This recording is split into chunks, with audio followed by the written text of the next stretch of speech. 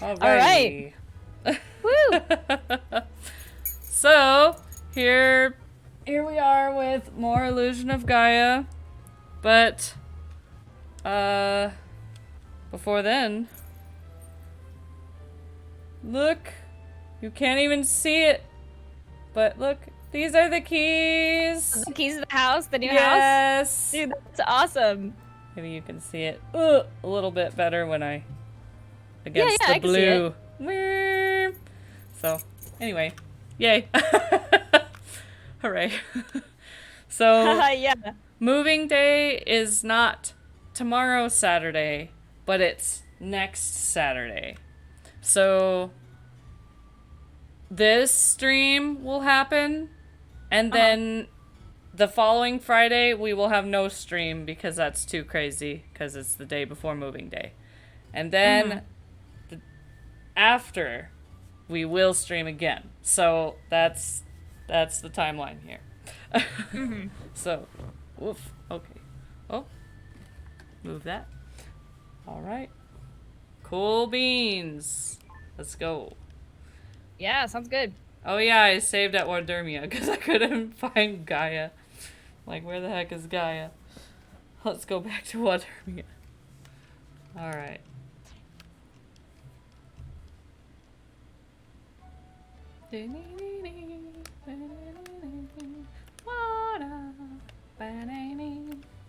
Okie dokie. Okay. Woo! Let's do this. Heck yeah! €2.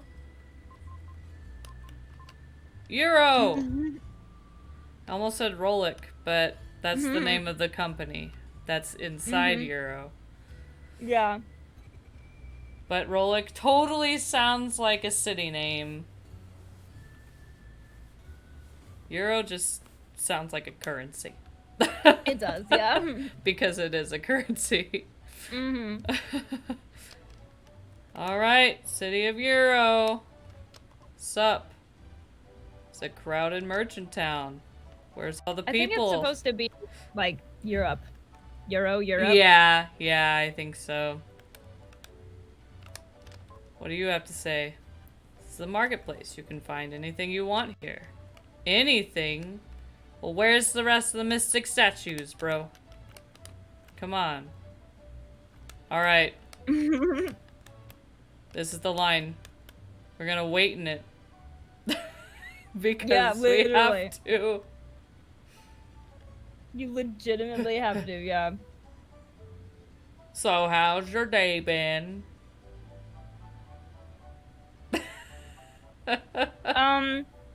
Not a whole lot has happened. I woke up and I made the mistake of going on a walk before eating breakfast, and my stomach, with its condition, was very upset with that. And I had like the worst sugar drop, and I felt actually really sick the past like 2 hours. Oh no. And so I took a shower before stream trying to like feel better, and like I had a protein shake to try and combat that. And yeah, I'm feeling a bit better now. I still feel a little weird. I'm eating saltine crackers. I hope that's okay, just because the sugar drop is still kind of there. But yeah, so just gastroparesis stuff. Yeah. Kind of a whole day so far. But other than that, it's good. We ran a sale on Etsy. Okay. Yeah, me and Brandon ran a sale, and it's going crazy well. It's only been up for about not even full 4 days. It's like 3.5. Today is the 4th day. And I think we already have like 52, 55 orders.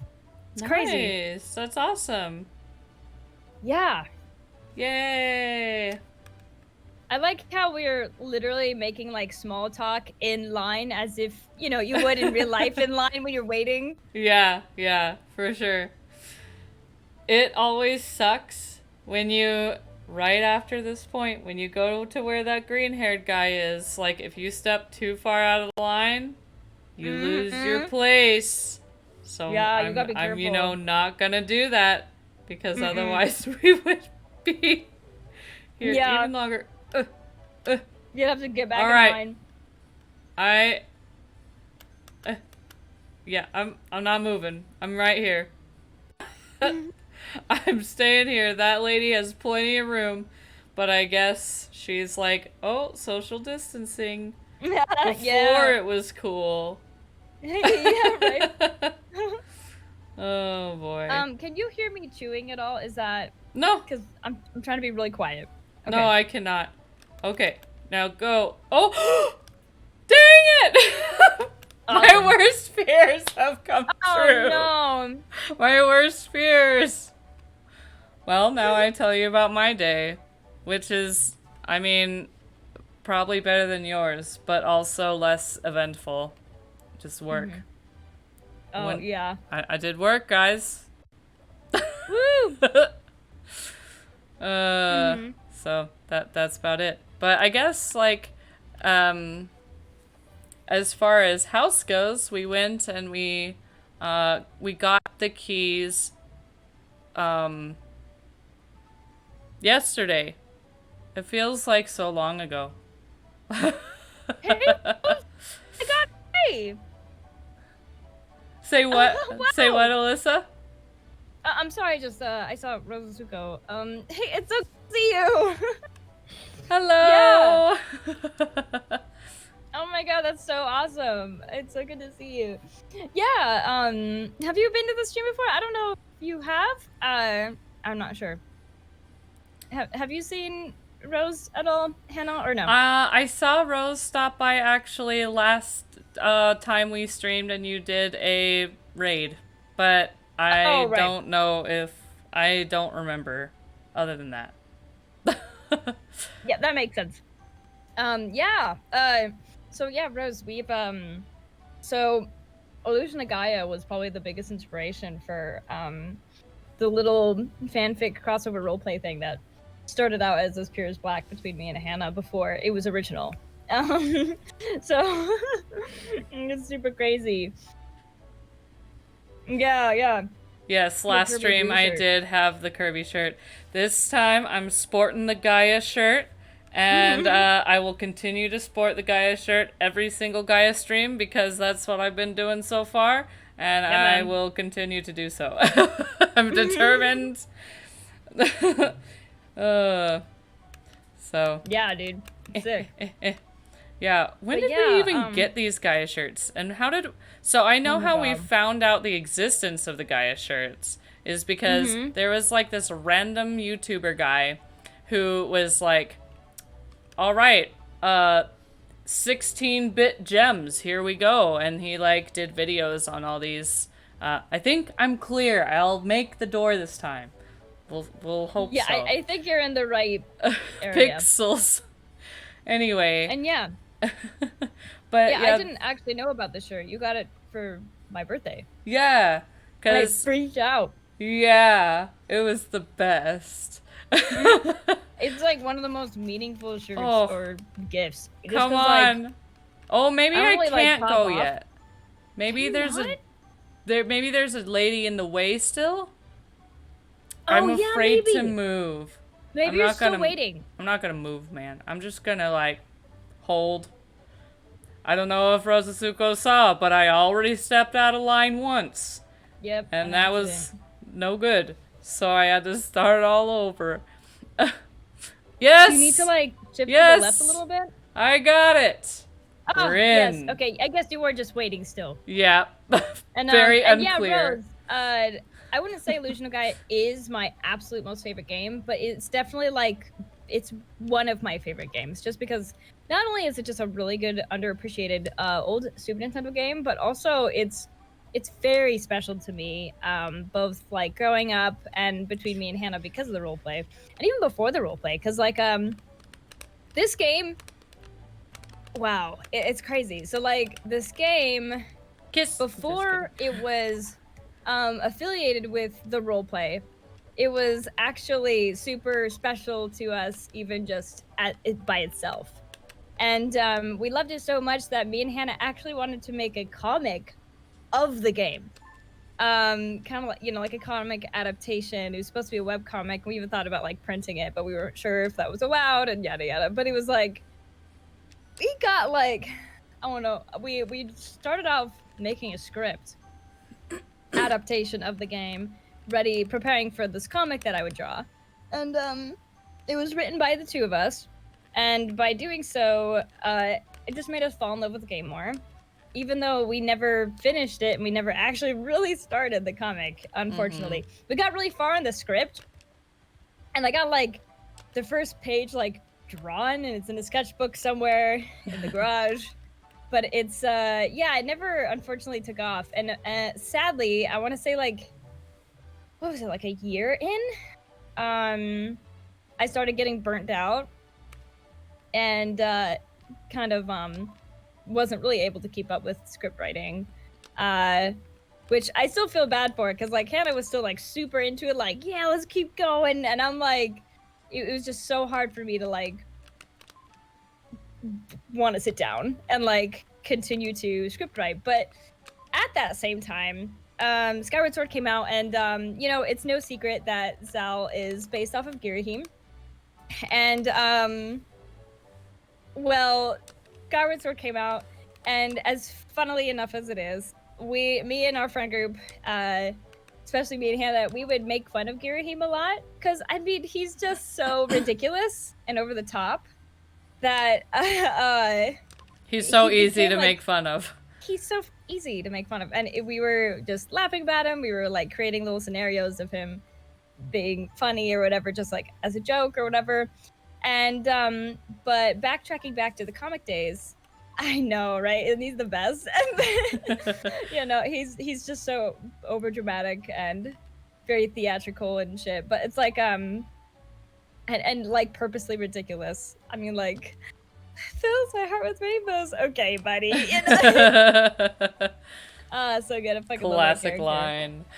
Oh yeah, I think that is the best quote from the entire character. Probably. I can't think of a better quote from him, but in my opinion, of course. But yeah, so yeah, he kind of became like this huge inside joke that we just for some reason continue to keep expanding on and falling in love with more of the character. And yeah, it disappears and dies. Absolutely. Yeah. You know, just like, oh my gosh. Yeah, it's so good. Snaps and all that. There's this one video on YouTube that I don't know, I still love it. I found it when we were going through our Gira phase, I guess. Yeah. And it's called Fabulous, the song. It's from like some sort of movie that people watch, and I've never seen the movie, but yeah. I don't know. It's called Fabulous, and I actually really like the song. It's really fun to listen to.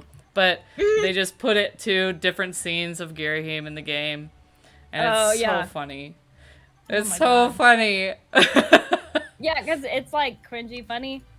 Oh, it's hilarious. You know, just the mashup of like this song is like Fabolous, and then they do like the thing of like his tongue going like S. Oh my goodness, it's so awesome. Anyway, yeah, dude. But yeah, no, you know what I mean? He's like perfect, like make fun of fodder. You know what I mean? Because he's just so over the top and crazy, which is hilarious to me now, considering. Oh snap! So it's hilarious to me now, considering Zal is almost the opposite in a lot of ways. Actually, he's very much the opposite in a lot of ways. Now I think about it, it's not even. You know, I mean, I think he has a little bit of it in him, but overall, it's like he has to be like in the right mood at the right place. Yeah, it's kind of like flipped from Girahim, because like Girahim, like you have to already know that he's super awesome, powerful to take him seriously, whereas.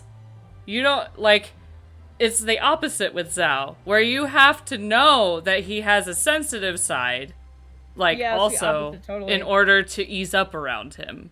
Like, yeah. Yeah, it's like, and like, on that same thing, just expanding on that, it's like, with Gira, it's like, you can't really take him seriously until you know he's strong, and even then, he's really not that crazy strong. You know, he's, like, if you really look at the game, But then, like, with Zal, you don't even have to know him in order to know, whoa, that guy is fucking bad news and really strong. You know, because it's just the sheer presence he gives off is just so immediate, you know? Here's the girl that wants an apple. Oh yeah, you gotta go give her an apple.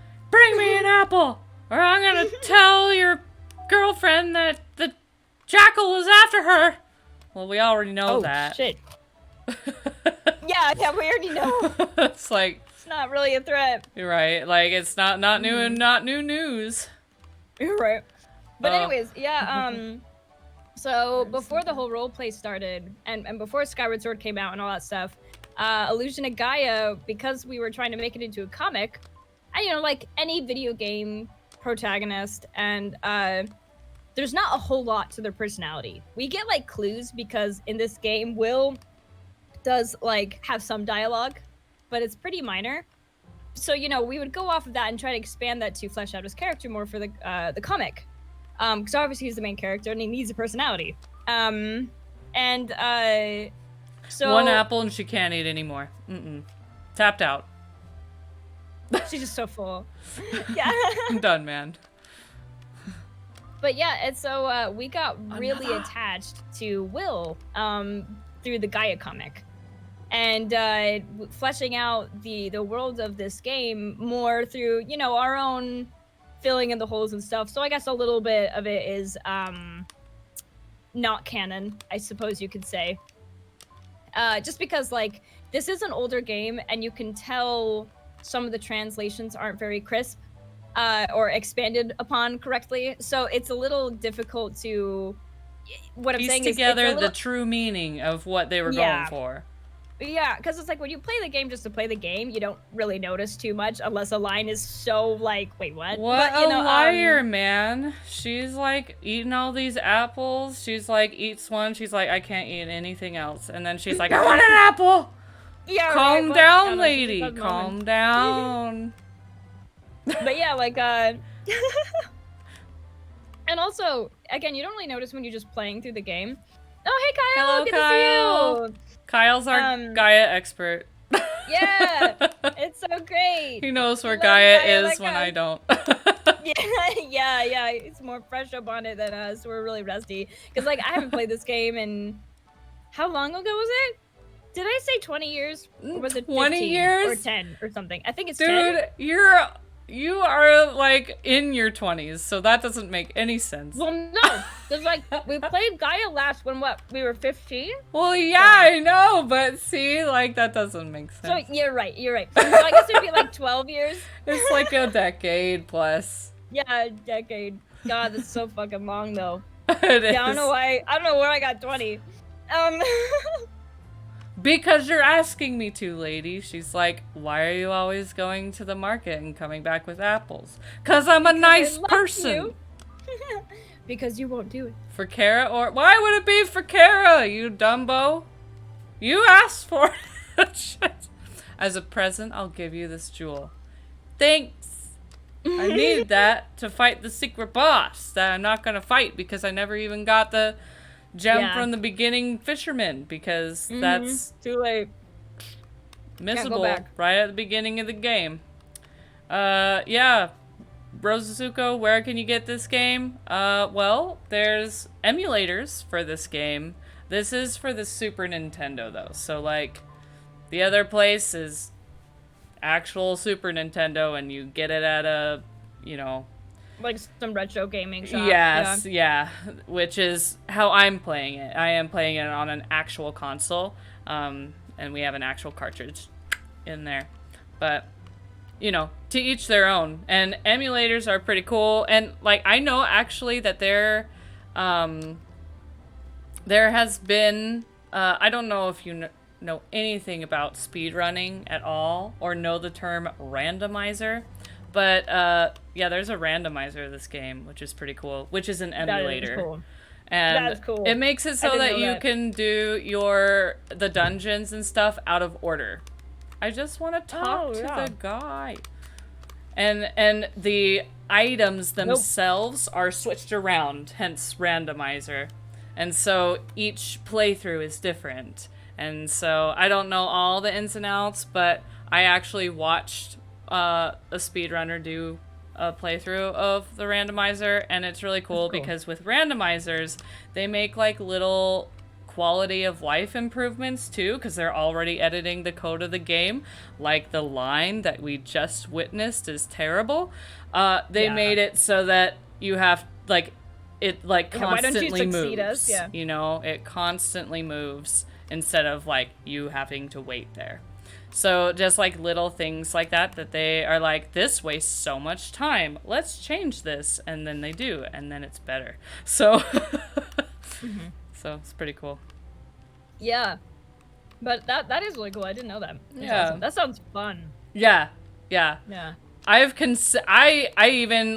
have never even really played an emulator before, but I did consider, I'm like, maybe I do want to try the Illusion of Gaia randomizer. That sounds super neat. Yeah. So, we'll see what happens. That sounds fun to me. That sounds really, really fun. Yeah. Maybe I'll do it. Right? That'd be sweet. Mm-hmm. Then you can play it. You're right. I could. Instead of just me playing it. Mm-hmm. So. Yeah. But yeah, but anyways, Rose, so like, yeah, so we got really attached to Will fleshing out his character and the worlds more and filling in those holes that this game has in its writing for the comic. And did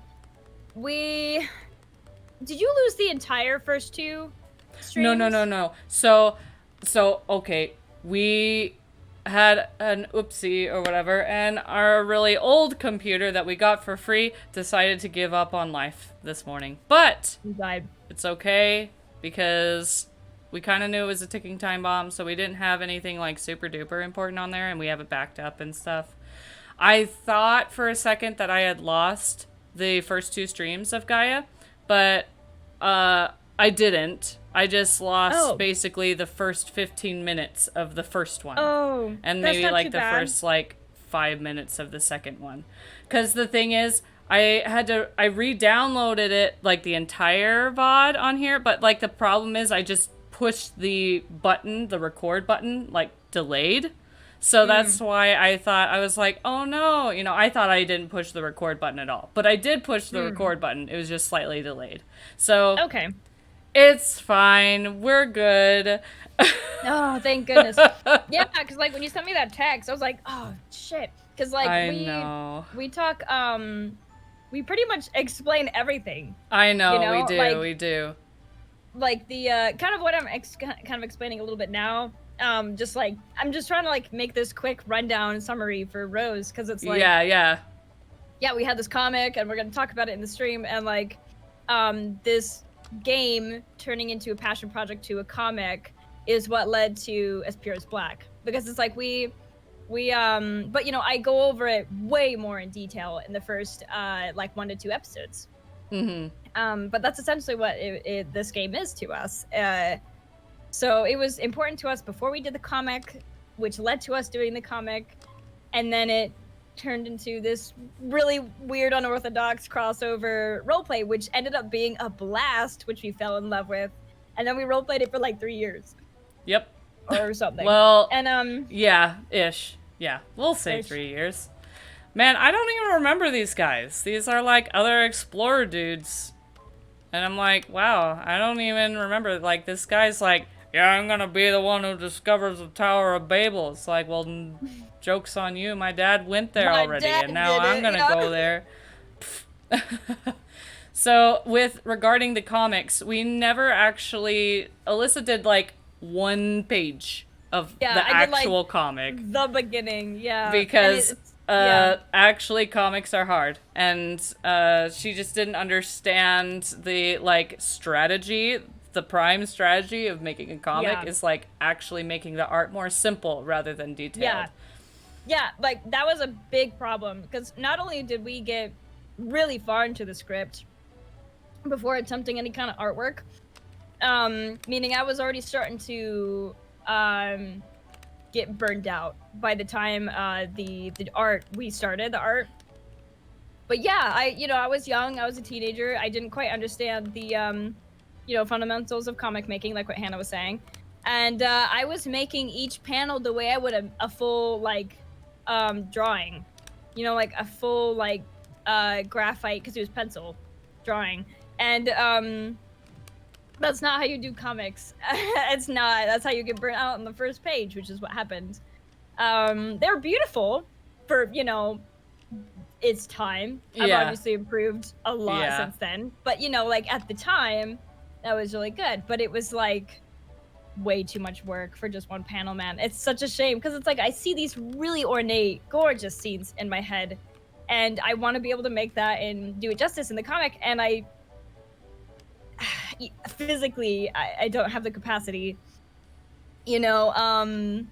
So yeah, that's a shame. And yeah, the very brief comic panels I have are in a sketchbook in my garage somewhere. I thought go through them. I thought that the first, like, the actual panel, I thought you did that digitally. No, I don't think so. No. Because if you remember, it was really late at night, and we were talking about starting the drawings and like talking about how to coordinate them with the script. And it was so late, and it was 15 minutes before closing of Barnes and Nobles. And we were so hyped to get the comic, like the sketchbook specifically for a comic, and we're like, let's go. And we went like super rushed into I do remember that. Ran in. Yeah, I'm pretty sure that was the first things. I don't really think I did anything digitally for Illusion of Gaia. That's so strange, because yeah, I totally recall that it was digital. But I have them saved too on my no longer computer, but hard drive. Yeah, your dead computer. The hard drive. That is the external hard drive that everything is backed up on. So I do have Gaia stuff all on that computer. But yeah, like, I feel like we should, when all is said and done, like, I don't know, do a timeline of like progress, like well, in 2010 we started the comic, and then in 2013-ish we started on the actual book, like the role play. So, yeah, Oliver! Cat butt. Cat butt. We love the cat butt. Yeah. But yeah, it was crazy. I have a lot of sketches and doodles of planning future parts of the comic, because again, we went so far in the script that I was like really excited for parts of the script that we had wrote, even though I had a lot more to draw before even getting to those parts. And actually, I can whisper a link of something on my. Oh, hey, buddy. Yep, I'm sorry. He's rubbing his face on my mic. Hey, buddy.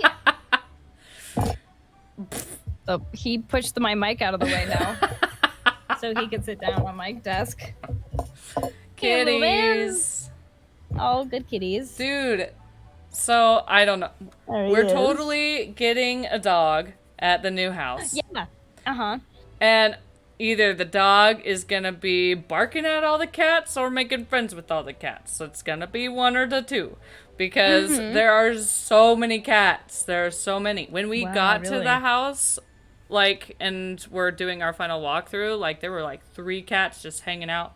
And then, like, when we were over at the house just yesterday, then we were going outside to try to figure out how to turn on the sprinklers, but neither one of us have, like, turned on sprinklers before or, like, know what they look like or anything, so we couldn't figure it out. But, and then it was, like, dark, and so then we're like, oh well, we'll figure it out later. But anyway, like, we went to go outside, and, like, there was a cat right there.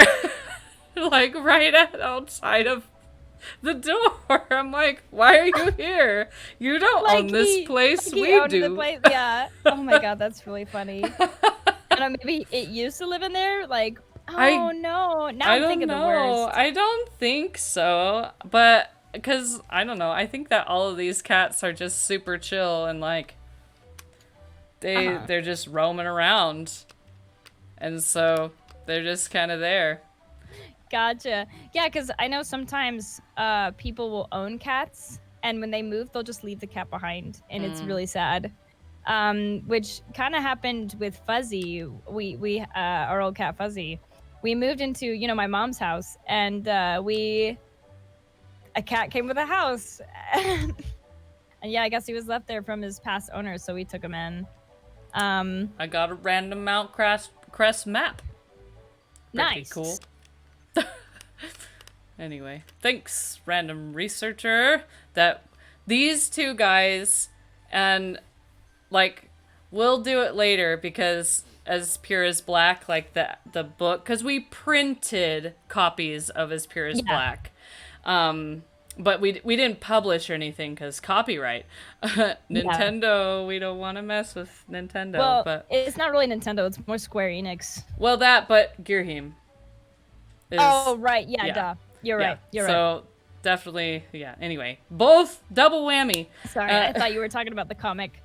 No. Both very strict companies. Yeah, but these two guys, we included them in As Pure as Black, and there's just a really funny scene, and we do, I think, want to read that to you guys. But my book is packed now. Yeah, because you're moving. Yeah, but it's okay, because so next Friday, no stream, but then the next Friday, there will be a stream, and I'll have access to the book again. Yeah, 2 weeks. And we'll totally read that for you guys, because I think that scene especially is A, really funny, and B, oh god, it's so silly. It's really silly. It's so silly. Yeah, because again, it's like Girhim is so easy to make fun of, and it's like the scene is just so golden because it pretty much just makes fun of him to his face. But they need to, what was it? They need to basically get information from these people. Yeah. So he can't kill them. He's just like, you're so irritating, but I need you to survive and cough up your information. Yeah, and like Will was like, no, we're not gonna be mean to them. We're not gonna hurt them. And it's like ridiculously, it's kind of stupid how like cooperative Girhim is, but it's like, again, it's all just for fun, it was all just kind of a joke. It's really good. We had a lot of fun writing the old men just kind of arguing amongst themselves, and also arguing with both of them as well. It was really good. Hello, Burson. Hey, you're the jeweler gem. What do you know? He's in disguise, as always. I wanted to give you red jewels, man. There's 17. What in this room? Something? Okay. Alright. Oh, I'm not equipped, guys. By the way, I'm not equipped. Oh, boy. But yeah. Oh, here's these guys again. I don't want to talk to you again. Psh. I've already talked to you. But yeah, actually, this village specifically is a major setting in As Pure as Black. Yeah, the beginning of it, yeah. There's basically, so As Pure as Black, as far as where it's set, it's all basically set in the Gaia universe. But the first part of where it's set is Will's hometown, South Cape. And then they go to Mount Kress, which we're going to go to today. And then they go to Euro. And then they go to where else do they go? I don't even remember. That's mainly where they go. That's basically that's basically it. Yeah. Cause then they go like out to a remote place in like the desert. To like somebody's cottage. Oh, I forgot about So they do that, but that's not actually in the game.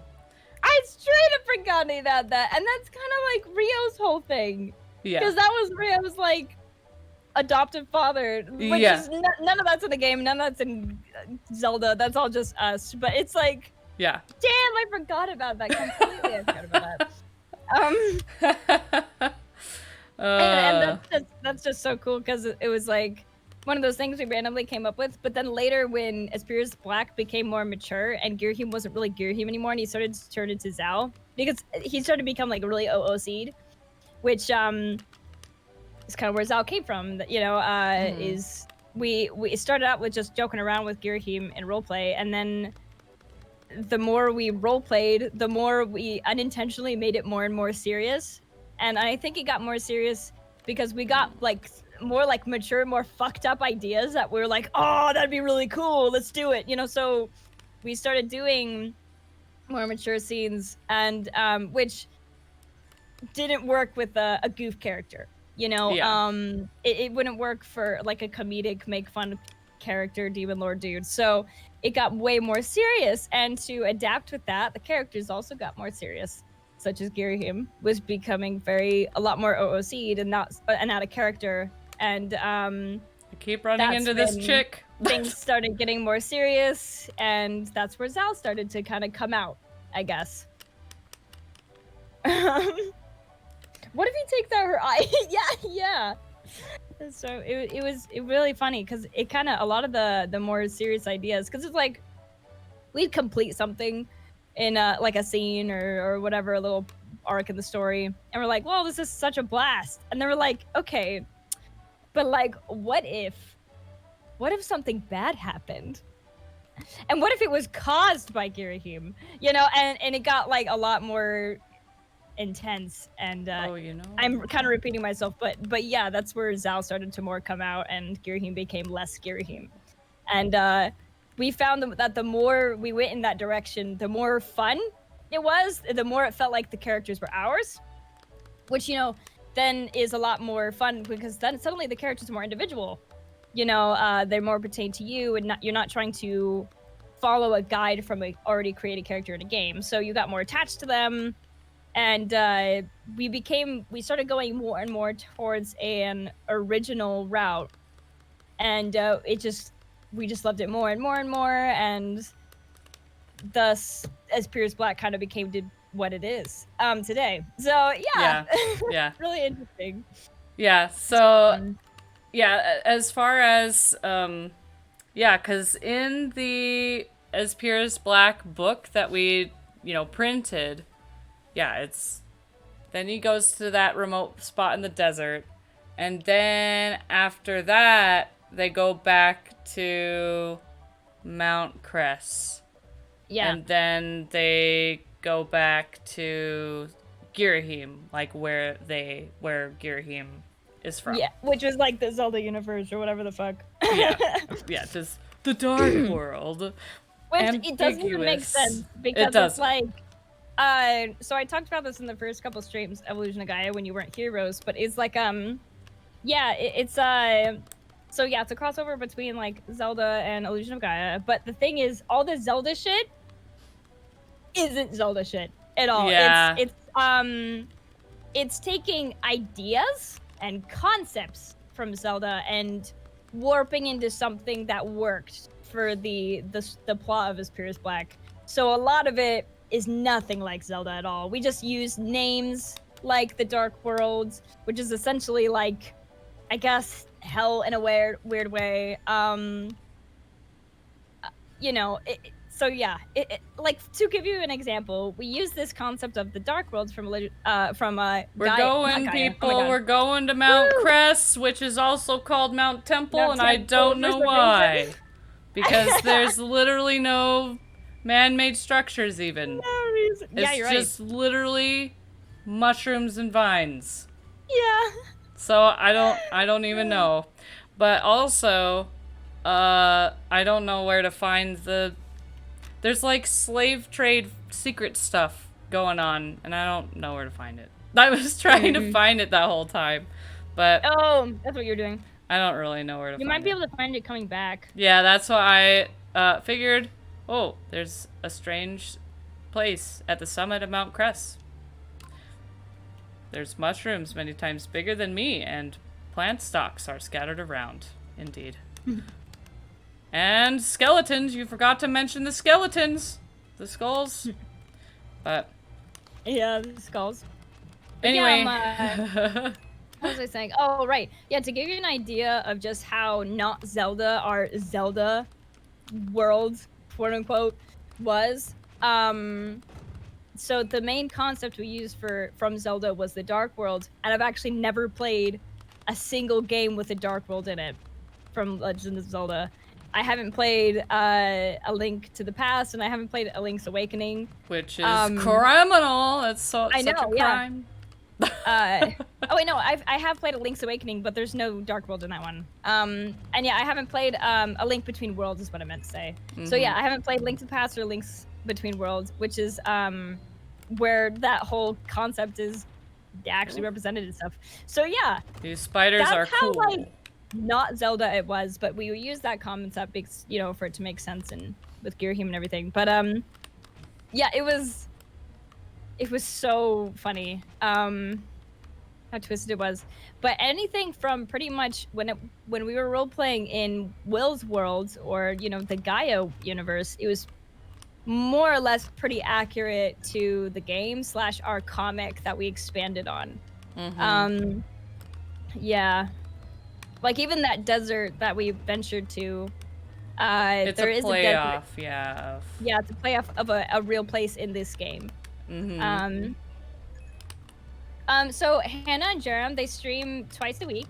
Every what was it, Tuesdays and Fridays from Arizona time, 7 to 9. So I don't know what time that is for you. We do have, like, the schedule on our Twitch is updated, so like if you check the schedule, then it will display like in your time what times we stream. So there you go. Yeah, really neat. So, and you may have noticed that kind of overlaps a little bit when I stream on Tuesdays, but it's not by much. It's by like an hour. Yeah, because I usually get off around 7 to 8. I don't think I've streamed past 8 yet, so. Yeah. Yep. So that's when we stream, and just like talking more about the comic, or well, rather than the comic, As Pure as Black itself, because the comic we really only got to, I would say, you know, a third through the game. Yeah, and this is about maybe halfway, maybe a little tiny smidgen more through the game. And so anyway, so now this is like prime As Pure as Black territory rather than comic territory. Yeah, than comic, especially since it's set so much in these two areas, Mount Kress and Euro. So we both really love Mount Kress. Just the way it looks, how it's so different from everything else. And it's super random, but we're really glad it exists. It's really cool. Yeah, because it's super weird, because it definitely is like a filler dungeon. It's not like a plot. I mean, you need to do it in order to progress. You know, so I get but you don't get anything from it except for, here's how you get out of the city, you know. Here's how you go to the next place. So yeah, because like when you, so Rose, a big premise of this game is so, oh my god, it's a lot to unpack. Yeah, the whole plot and the motive of why a hero needs to save the world and why and how he does it is so much. Is look at these mushrooms. It looks so cool. Yeah, dude, I love this place. And there's these dude faces that do the fire flute. Oh, geez. And they beat me up. We actually made like a little character. Yeah, we made an OC for the roleplay. That's one of these guys. And we made her Flora, a girl. Yeah, Flora. And she was so cute. And she's adorable. I love her design still. She's so cute. It's an amazing design. She's just kind of... She's there. She kind of helps him out a little bit. Like, with, like, guiding him through, like, this is the way you go, you know? Yeah, because Mount Kress is like a big maze. Pure Black. I'm about to die, guys. It's fine. But yeah, so this game, to give you some context of the game, just to back up, so you can understand like what Hannah was saying a little bit, is about this being kind of a more of a filler dungeon. So in this game, there's something called Dark Gaia, which is the opposite of creating all life. Instead, it bends life to corrupt it into demons, like her. Where Gaia, which is the good Gaia, the good deity of this world, is the creator of all life.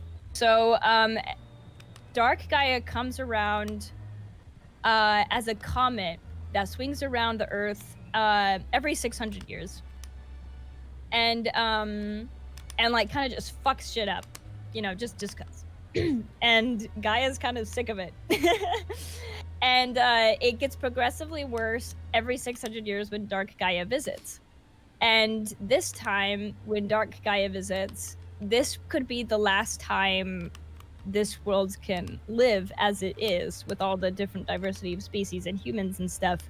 Where, it's either we get rid of Dark Gaia now, or Dark Gaia is gonna corrupt the world again, and everything is just gonna be chaos and demons. Yep. So we need to stop it. And so this essentially war that comes around every 600 years, sorry, I said that wrong. This issue with Dark Gaia. Is it 800? It's 800. Yeah, okay, so every 800 years, it's been this issue of the world planet getting progressively worse because Dark Gaia visits. And in the past, ancient civilizations, however, whether it's 800 years or like 1600 years, we're like, okay, we need to start doing something about this. So these ancient societies made something called the... What was it? Guys? We're going back. Going back. Quit. Made the mystic statues, which I guess hold some kind of power or something, where if all of them come together... Yeah, do it. Kill me. But yeah, I think the mystic statues, it was in preparation to this time that visits, that Dark Gaia comes. And so they're like, okay, so obviously we can't live to be 800 years for when Dark Gaia visits again. But we can make these mystic statues so that in the future, a future us, our descendants, can collect them all, get the power from all humans population, from the, I guess, past magic or some shit, can gather these, gain that power from all the mystic statues, wake up somebody called Shadow, which is essentially just energy and light that isn't affected by Dark Gaia's corruption, and can face Dark Gaia and defeat her before she visits the planet. So that's kind of essentially the whole plot backstory of this game. And this is what you're doing to try and stop. This is your whole motive. So what you do, so these ancient civilizations they're all based off of the 7 man-made wonders of the world. Because they were the ancient civilizations that kind of bound together, making their own mystic statues so that the future, aka the present, can stop Dark Gaia. So you visit these ancient civilization spots, which are now ruins. Things like the Pyramid of Giza, things like the Great Wall of China, stuff like that are now ruined and old, and nobody lives there anymore. And or nobody lives there anymore also because, again, the whole corruption light from Dark Gaia had made demons, and I guess demons are attracted to the magic, and sometimes in some cases protect it. Like in the first dungeon of this game, a demon is actually protecting the mystic statue, ironically. Mm-hmm. But yeah, so Will, the chosen one, is tasked by Gaia to be like, okay, Dark Gaia's on her way. She's gonna be here in like a year or two or something, and you gotta fix this. So you gotta go around to all these ancient civilizations, which are now ruins, find all the mystic statues, and with the help of a friend of mine, aka his name is Frieden, which you'll see eventually if you stick around for these streams, is and then so yeah, we're gonna we're gonna find these mystic statues. We're gonna collect them all. Don't worry, you have help from Frieden. Frieden was one of the knights that I guess helped in the preparation of the mystic statues or something like that to fight and combat Dark Gaia present day. And then what was it? Yeah, and then we're gonna go and find Dark Gaia and we're gonna defeat her. Woo! And that's the whole plot. So yeah, this is totally the whole reason why I bring this up, not only is to give you context, but also this this dungeon is a filler dungeon because you don't find a mystic statue here. It's literally just a dungeon to progress further, but it doesn't give you the statue or anything. You can also tell because this music that's playing right now is like the general like mini dungeon music. It's not like a big dungeon or whatever. Oh my god, excuse me. Super funny. And oh yes, yeah, it's a cool plot, isn't it? It's a little rough around the edges, I think, but it is a really cool plot. And I do have a picture of Flora. Let me go into the deep confines of my really old inactive DeviantArt. Wow. And I will get Also, I have no idea where to go. This dang place. I mean, it's meant to be a maze. I know, but I'm in the first two screens. And I don't know where to go. Sad I haven't days. been paying attention to the gameplay. That's okay. I'll start paying attention in a sec. Oh no, it's okay. Let me just get this picture of Flora. Yeah, no, it's totally good. Don't go out there because that's how we despawned all the enemies and had to beat them all again. Oops. At this rate, I'm gonna die again. Come back here, you. Yeah. Because, like, sometimes you need to kill all the enemies in order to, like, for a random path to open. But yeah. I thought I did that, and no path opened. So, or unless I have, like, some random thing in my inventory, which I don't. Because this is, like, will. Oh, this is how we got the crux. And then, yeah. So, oh, I don't want to equip that, please. I would rather equip this. Because if I equip that letter, then it's gonna be like... It's gonna have so many text boxes if I accidentally click the equip button. Yeah. Yes, Will's will. Yeah, Will's, yeah, yeah. When there's a will, there's a way. So good. We also made Will, and like he's kind of like this in the game, but we mostly just made it up of like, we made it so that he's pretty dorky and makes bad puns. Yeah, it's great. That's just his character. Because he kind of does that a little bit in the game, so yeah, we just kind of expanded on it. Sorry it's taking so long. I don't have like an individual picture of Flora. So I have to like figure round about her around. Almost there.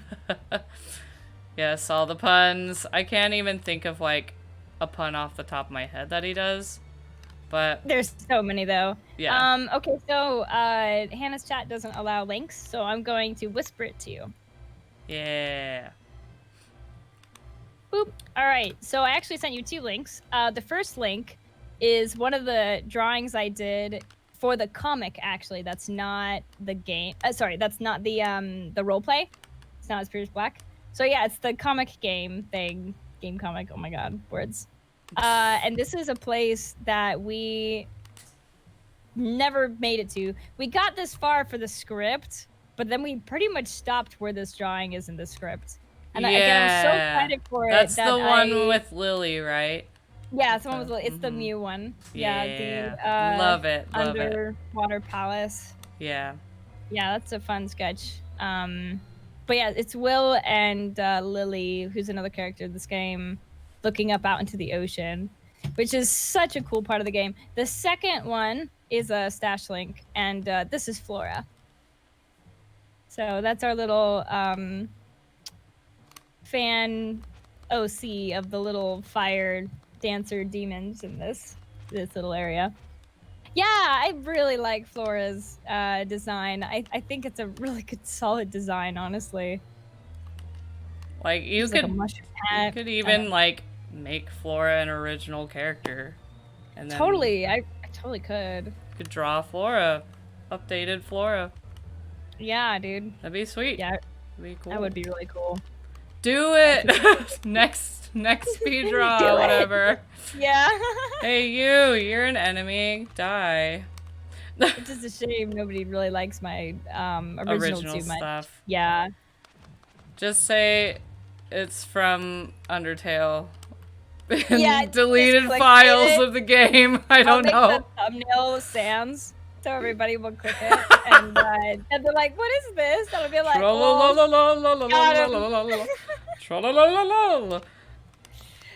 don't know. It's been like almost 6. Has it been 6 years now? I think it's going on 6 years. It'll be 6 years this year. That you were on YouTube. Fine. Yeah. But also yes, because I started YouTube actually a week after Undertale came out. Yes, I know, Rosazuko said you missed the April Fools. I know. You know, So chance. Sad. You missed your chance. It's such a shame. Yep. But yeah, no, it's been like 6 years, and that's still pretty much all what people want is just Undertale, you know? Like, I get it. Like, I'm like one of the biggest Undertale artists. People know me from Undertale. You know, one of my biggest videos that bring people in is my animations that are Undertale, but it's like, I'm just so surprised how many diehards there are. Like, I love Undertale, do not get me wrong, and I'll probably draw every now and then because it's kind of a comfort character, you know, to draw the characters in it. And, you know, and it's special to my heart, not just because I like the game, but because of what happened on YouTube, which makes me really, really love Undertale. But it's like, damn, guys. Yeah. Damn. Yeah. Like, I still cannot express how I'm thankful. Please don't get me wrong. I'm very, very thankful for the success of my latest Undertale video.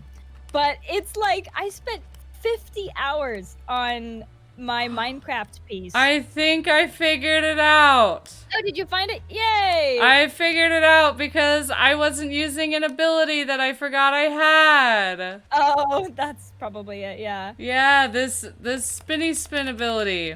I forgot about that. Is it too. not it? Is that not the answer? No, that's totally the answer. I remember. Well, you have to go down. Okay, down and then over. Yeah, you can't. Yeah, give it some space. Cause that one works. That one I can do just normal. Like I can just wee. But yeah, because it scoops down and then up. But that one, yeah, you but need the other one. ability. All right. Well, we're finally maybe gonna get somewhere. Yeah, you need to give it space. So don't do it point blank. Well, but yeah. Anyways, though, it's like I'm really thankful. But yeah, it's like I spent 50 hours on this huge Minecraft piece.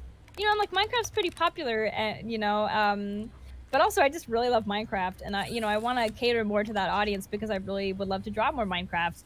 But it's like, yeah, I spent 50 hours on it, and then I spent 4 hours on a frisky draw. That's it, just 4 hours. Did it in an evening. They got 200,000 views in the first 2 weeks, and I'm like, oh my god, jeez. Like, by the way, here's Frieden. We're gonna change into Frieden. Yeah, he looks pretty awesome. He's also on the shirt.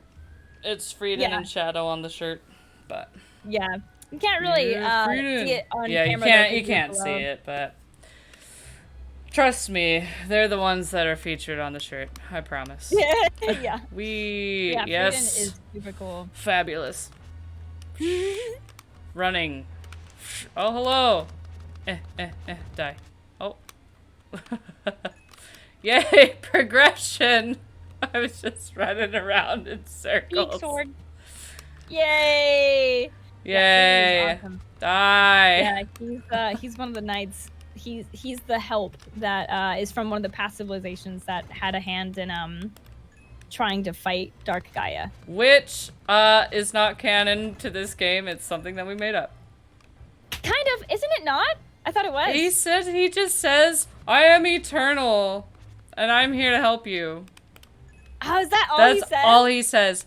And Oh my and the God. mystic statues Crazy. are like, you need these. Trust us. You need these. Yeah. That's it. These are some of the holes that I think that we were talking about earlier. That like this game doesn't really expand on anything, so we had to kind of puzzle piece it together, and that was kind of what we came up with. Was like, because I remember we were doing the comic, and we put a lot of time into the comic, and we're like, yeah, we need these mystic statues.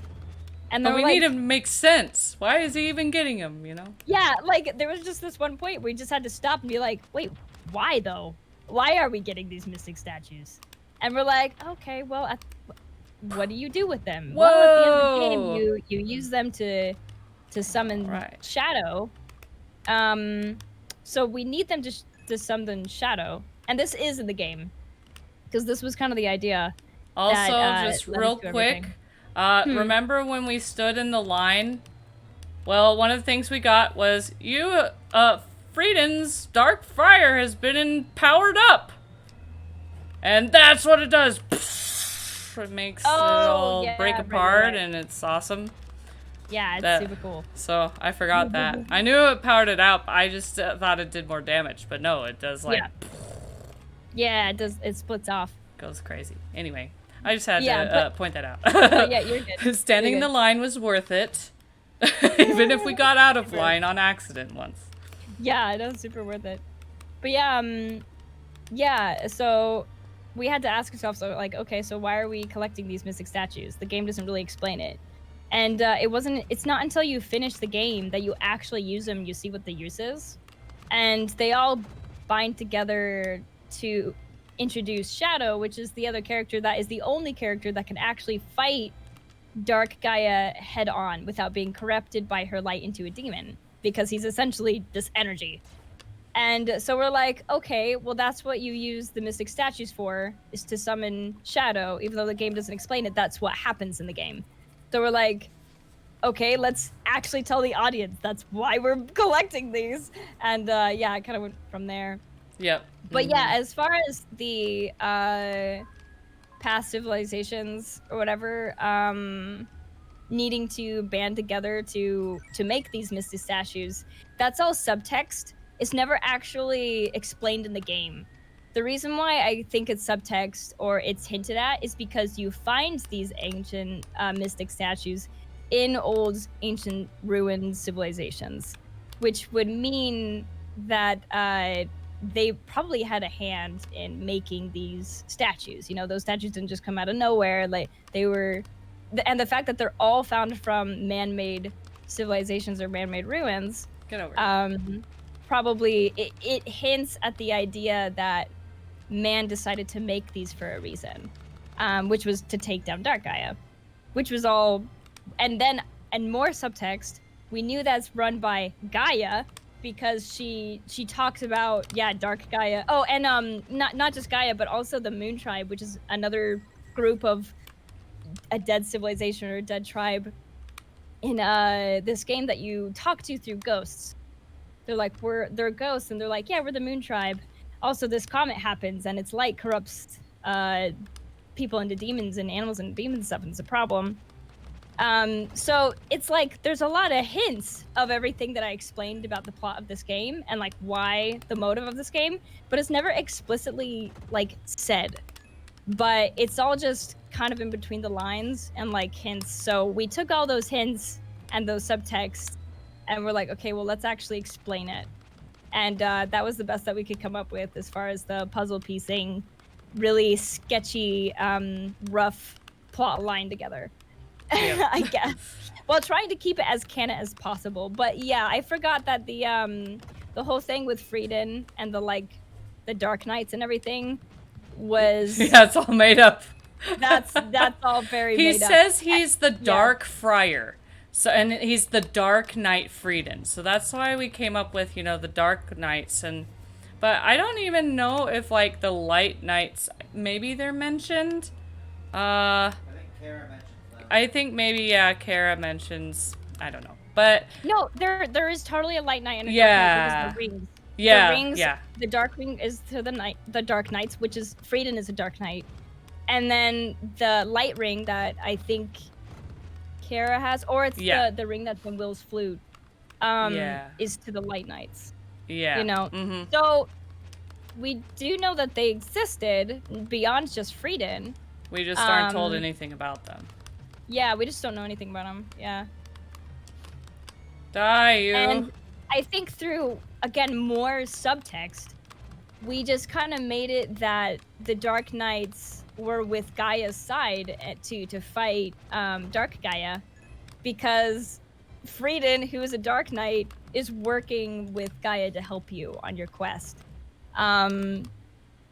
So it's like we made stuff up to fill in holes, but we were really trying to keep it as close to the game as possible and to fit in, to follow those hints and those clues and those little puzzle pieces. So it's like the expanded explanation is not canon, I guess, quote unquote. It's like from us, but also there's a lot of subtext that goes into that, which, I mean, dude, it's like, I feel like kind of Matt Pat, like I sort of right. entire like game theory episode on this, like, I think this is what happened because all of this and this and this and this. And like, that's essentially what I'm explaining, is all the subtext it's all game theory, I guess. But like solid game theory, like Matt Pat's videos, it's like, it makes sense. It's not like an AU. You know what I mean? It's not like what people do with Undertale. They're like, I think this, and it's like, no. You know what I mean? Because there's really not a lot to it, and a lot of people will mix up fanon with canon. See, there's a classic example of I killed all the enemies and then a random thing happened. Yeah. This is sounding like it was an inspiration for Hollow Knight. Yeah? I mean, that's... because the whole corruption thing? Oh, the corruption. Yeah. But also at the same time, there's a lot of games that borrow that concept. Yeah. It's not because just, it's very, it's very, like, it gives a easy reason for there to be, like, random enemies everywhere. So, I mean, I would totally use that concept for a video game. But... Well, I mean, like, let me think of a couple other games that do it. So, that have, like, a corruption that needs to do it. I mean, Hollow Knight is a plague. I guess, but also then again, I haven't watched the lore videos, so I don't know. The Last of Us. Yeah, any zombie or plague thing, like The Last of Us, because The Last of Us isn't necessarily like zombies, but they're essentially zombies. Yeah. And then there's so let's see, so there's Gaia, which is a bit different because it's not like a plague, it's not a sickness. It's essentially a god that's just corrupting things to shapeshift into demons. It's like almost like, I don't know, radioactive. Like, yeah, kind of. We're gonna change you because, craziness. I don't know. Oh, right, you're right. I see what you mean. Right. That's the similarity. The darkness is the good thing. Yes, that's true.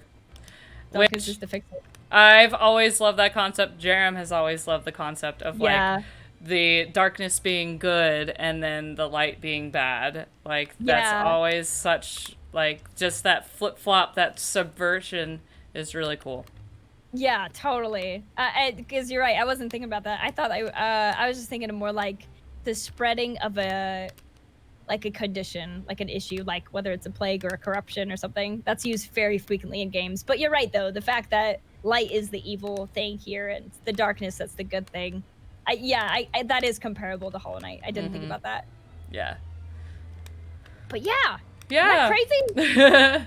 So super fucking nuts, man. Yeah, I want to touch on how Mount Kress is used in As Pure as Black and the canon there, as far as like what we did with it, because like this is when we talk about As Pure as Black, It's the we're going to be talking about the state in which it was in when it was first written. So the printed meaning physical books fan fiction crossover, where not there's anything original. Girahim and Will, not Zal Yeah. and Will. So that's Yeah. different. Totally And different.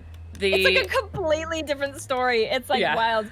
And because like with this Pure as Black, we actually went back and re-roleplayed and redid things. There's we printed 2 books, as Pure as Black and then as Corrupt as White is the sequel that happens afterwards. And that entire second book, that entire as Corrupt as White, still as a roleplay, still nothing original, is completely scrapped and redone. yeah. It's crazy. It's Because so, we anyways, changed yeah. one key component that was like, instead of him escaping like right away, what if he gets stuck there for 3 years? Yeah, So it's all, it's the really fir- disorganized yeah. because it was all just for fun. We weren't trying to make like a story, so there's a lot of like scenes that happen and a lot of scenes that like don't actually happen, but we roleplayed it anyways because it's fun. But yeah, so in the context of Mount Kress, that is the beginning. Like, Yeah. I mean, So beginning. yeah. of Pure So as Black. how we made as Pure as Black like happen. So okay, this is back when we Oh my are. God, it's so cringy. We're, Oh my we're, God, it's so we're cringy. we're obsessing with over Girahim, right? And we also are working currently on the Gaia script. Because we have these 2 different characters that we are like, ooh, let's see how they interact with each other. Oh, this Yeah. is actually going exceedingly well. We're just with our fan, let's have them converse over Skype. So stupid. But It's so stupid. it's so silly. Oh my! But again, it we was put out evolving as into joke, a so, story. And so we're like, you know what? Let's bring this more than just a silly virtual, talking to each other, made up pretend thing. Let's have them actually meet and actually like write a story. And so we did, but then we were like, okay, well they met, but what does a story need? It needs conflict. Okay, what can happen? Girahim can get stuck there. That's conflict. How the heck does he get back? Why the heck is he helping Will? Why the heck? All these things. So we were just like, and so we're like, okay, let's make this all fit. We It doesn't decided- fit very well, so let's force it to fit. yeah, we decided that because of course Girahim, and you see it all in the game Skyward Sword, he is very magical. He is a very heavy supporter of magic, and in this game you see magical elements, but not everybody believes in magic. And so we had that be a very big theme in the As Pure as Black book. Magic versus not magic. And we had that be basically the conflict where somebody, a ruler, actually we made it to be basically Kara's dad, the king. Kara's a princess, so yeah, her dad is the king. Who travels with us so you know. in the game. Yeah. But anyway, we made it so that the king was trying to get rid of magical places. Well, what's one of the most magical places? Mount Kress. And so basically, Gaia sends Will on another journey, and Gaia is the one who closes the portal that Girahim went through. And oh my God, it's so freaking long. Yeah.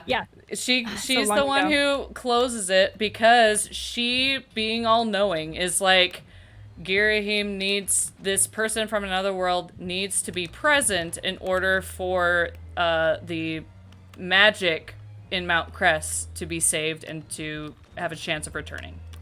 So yeah, because it was like nobody on the planet, because it's like, yeah, as humans evolve and explore the earth and kind of populate the earth, and which means terraforming and getting rid of natural things, which is very magical, the more humans expanded and progressed towards technology, the less magic users and reliant humans became to be.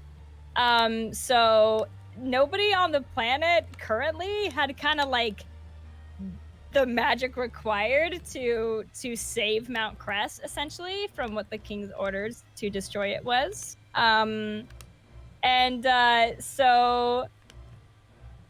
I'm not sorry, Gaia, the concept was that like Gaia was kind of puppeteering, like pulling strings to get Girahim into the world, kind of play him and then trap him in it and be like, okay, the only way to get out is to save this for me, haha, and kind of trick him in. And which Girahim couldn't refuse because he couldn't get back to Demise, which Girahim is like blindly obsessed with, being his master and everything. So it's like, oh shit, I need to get back to my master, Demise, in order to continue doing whatever the fuck Demise wants me to. I don't know. So I need to do this begrudgingly so that I can get back to my master. So yeah, he was kind of forced into it. Yeah, he was totally forced into it. And he was so mad at Gaia. He was like, I'm gonna frickin' kill her. But he didn't. But he wanted to. Anyway, he was so pissed off. Literal goddess, you know. He's like, I hate goddesses. Yeah. Well, and because it's like Demise and Girahim and the legions in Skyward Sword they damaged Hylia, you know. But, like, they never killed her. She recreated herself as Zelda, and thus the goddess maiden and all that stuff. But it's like, even with Demise and literally armies of demons, they weren't actually able to kill a goddess. So, Girahim couldn't do shit against another full-fledged goddess, let alone alone. Like, completely alone. Sure, so she's just a stone face, but don't mess with that stone face. Yeah. Oh man. But yeah, so there was, there's this conflict of like, okay, there's magic that is being, suppressed in Mount Kress, and therefore, it's bad. And Gaia's like the balance between like magic and non-magic. Right. And so basically, Gaia drops, teleports magically Will and Girahim, like, boop, you go to Mount Kress now and explore here and try to figure out how to solve this issue. It's like, oh gee, thanks. But oh my god. They sound so fucking dumb when you explain it, you know what I mean? Know. But it's like it's what we had to do, man. It's what we had to do. Again, we weren't trying to make like a well-constructed story. That came later, but in the beginning, it was all just for fun. So we would bend the rules a lot of like writing. We would just skip to the stuff that was entertaining because it's all just for fun. It was all just a game, literally, So yeah. But it was a blast. Oh my god, it was some of the best like years. Fucking. Oh yeah. Role playing. It was really good. Staying up till 3 a.m. every night. Or more. Yeah. Or more. Yeah, good and like, stuff. Boing, boing, boing, boing, boing. All the boings. Anyway. But, yeah, so that's how Mount Kress plays into As Pure as Black. Yeah. And then, what they decide to do, because of course this takes place, we decided to, after Will goes on this adventure, right? So this has all happened by the time the As Pure as Black story happens. And so he knows that Mount Kress is nearby Euro, that city. And he's like, if we can just get to Euro, then that's a big city full of people. Somebody will probably know what's going on. I know that there's like researcher dudes who probably would know what's going on too. So let's go there. So that's why they went to the city of Euro. And that's why they talked to those two old dude researchers. And that place Euro is where we decided to make a random character whose name is Rio, who Alyssa, like, spearheaded this character. And so this is, Rio's kind of, like, was her baby, and then, like, And then it turned into your baby. it turned into my baby Yeah. somehow. I don't know. Yeah, I think I brought up the concept of him, and Rio was supposed to be a placeholder name, but then it just kind of stuck. 'cause I Yeah, couldn't think of it anything did. more. But Rio was essentially making like a public protest, Against magic. against magic. Yeah, because Euro is neighbors to Mount Kress. And as a city that is conflicted between whether or not magic is okay or if it's better to go towards technology and magic is a threat towards the progression of the direction that the world is going and humankind is going with science, rather than mixing them together, it was like magic as time went on was starting to get more and more taboo. And as, you know, again, neighbors so close to a very magical place like Mount Kress, I guess the political climate on the opinion on magic versus technology or science was very hot. And so yeah, Rio was doing his thing, being like, magic is bad, we should go towards science and we should go through technology. Also Crystal Chaos, just to answer your comment, to give you some context, because you kind of came in the middle of the conversation. When we say Girahim didn't like the goddess Gaia and like wished he could like kill her, he's a demon, so he's they're natural enemies. You know what I mean? It's not just like a random concept. Yeah, it's like literally there's actual angels versus context behind it. devils, you know, type, Yeah. you know, good versus evil. Always Yeah. the evil is like wanting to destroy the good, so. Yeah. So, you know, it's like, and I think you might have missed it, but essentially, Girahim couldn't do anything to Gaia even if he wanted to. That was the whole point, is that, like, he's alone. Like, in Zelda Skyward Sword, Girahim, his master demise, and, which is the Demon King, and an entire armies and legions of demons in the game Skyward Sword, they damage the goddess Hylia, but they don't manage to kill her. So, like, Girahim alone couldn't bring down a goddess. Yeah. But yeah, he's a demon, so naturally he's not gonna like deities, you know. But just to give you some context, because I think you missed a couple key elements of that conversation coming into The lag. The lag was so real. The frame drops. Yeah, that But one yeah, wasn't bad. What were we talking about before that? I was talking about Rio and how right. he turned from Alyssa's character into kind of my character, because Right. it originally started where, you know, Alyssa came up with the character, but then Yeah. I came up with like ideas more in the late game, you could say, after the better roleplay. Yeah, Oh after my As God, it's Pure so as good. Black, like the actual book that was printed, after that was done, because we continued the story. There's like, I don't know, we'll say four There's chunks. like There's three? four Oh, chunks yeah, to 4. this evolution of As Pure as Black. Yeah, wild. There's the Gaia comic, Crazy. which is the preliminary stages. Yeah, then it's not there's- crossover, it's just the game. Then there's As Pure as Black itself, which we printed a book beginning. of. And then there is As Corrupt as White, which is a continuation, but we decided to make it a separate book because it was in a separate setting and it would have been like too big of a fat of a book. Oh my to God, whatever. The books, even just alone. Yeah, the books I mean, are I'm like talking like pretty 400, 500 pages. Yeah, they're both about huge. 500 pages. So They're and massive. We even cut down on yeah, the scenes. Hannah we went through did. and edited and cut down the role plays. And we even Yeah. used small text. That's we how did. much It was text pretty it is. small text.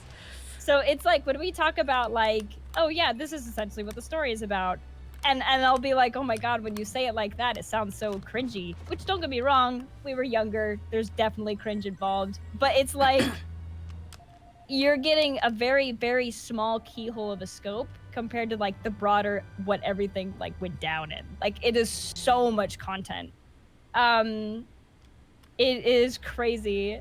No. Make an encyclopedia. I'll still read it. That's crazy beans. That's wild, dude. Oh my god. I don't know. Like, I feel like, and I haven't talked this over with Alyssa at all. I would be totally cool with like sharing our Gaia comic script on the internet somewhere to the world, because I don't think we're ever gonna touch that thing again. No, yeah, Like, for sure. the Gaia script, I'm totally good with, like, here, bonus content for you guys, whoever wants to see it. I feel like, as pure as black, though, it would be, like, later. Like, after you, if Alyssa ever does pursue it and make it its own thing and actually make it a published work, then maybe, like, after that all happens, then maybe as bonus content. Yeah, or like totally. whatever. But as it stands, we'll keep it not publicly available. But yeah. But yeah, as far as the Gaia script, I would not mind at all. An audiobook? Oh my God. goodness, I couldn't do voices justice. Oh my God. My main character, I imagine, has kind of a voice like, okay, you know, well, wait. Actually, never mind. We're talking about Girahim. Yeah, we are talking about Girahim. Yeah, I couldn't, yeah, Oh. I don't know, man. I couldn't do that. Oh my God. What an eccentric character. To voice. Oh my God. Just right. Oh my God. He's so stupid. I love him. We do love him so much. Oh my God. But yeah, Oh, man. geez. Yeah. Yeah, I don't know. Plus also, I'd be so embarrassed. I'm just gonna say it. It's like, I love it. It's very special to me. But it's like, we were really young. You know, like so young. Plus also the entire premise is kind of dumb. Yeah, like, you know, like just the fanfiction crossover thing over like fucking Skype. Oh my God, it's so stupid. But it's I love it though. Whatever. I love still how Girahim would call Skype this Skype. He would say this Skype. Yeah, because it was like we would joke about how like like if they somehow got like what would happen if Legend of Zelda characters got a hand of like modern day technology, and we're like, "Lol, that's hilarious," and then they're like, "Let's," and you know, we started making jokes about that, and one of the millions of jokes we would have about Girahim, and he's such a social butterfly that's so starved of anything social, you know, because he's essentially alone, waiting for the Sky Child to come down and all that shit. You know, he and the only things he have near him is Bokoblins the entire pass of the game in Skyward Sword. You know, pre-game date, and it's like, so I think that probably contributes to him going a little crazy. But you know, we joked about how, you know, he would be so starved for any kind of conversation. I mean, in the game, he literally vents to Link, and he's like, "I need to." He does. Like literally, he's like, I need to lay out some of this bottled up emotions. And he calls it venting too. I'm pretty sure. He literally calls it venting. He calls it that. He's so crazy and so starved for social interaction that he literally vented to his enemy. Yep. You know what I mean? So we were joking about how like, oh man, if they had modern day technology, I bet Girahim would just like be in all the forums and like, you know, just search around and like find people to randomly talk to on Skype just because he's so like fucking alone. And so we joked about that too. And yeah, and then we're like, oh, what if he talks to Will on Skype? You know, what if he somehow managed to find him? And just sheer coincidence. And yeah, then we started having Skype conversations, role plays, where like the role play took place on Skype. Oh my God, it's so stupid. Yeah, it's pretty dumb. But it's so awesome. Stupid. It's but so silly. It was a blast. It was so funny. And we had so much fun. So funny. So good. So good. Again, we're not trying to make a serious story. It was all just a joke, you know, that this developed into something cool. Yeah. I guess, but Oh geez. oh You my got god, the snacky. early days. The early days, yes. God, such good times, Good man. times indeed.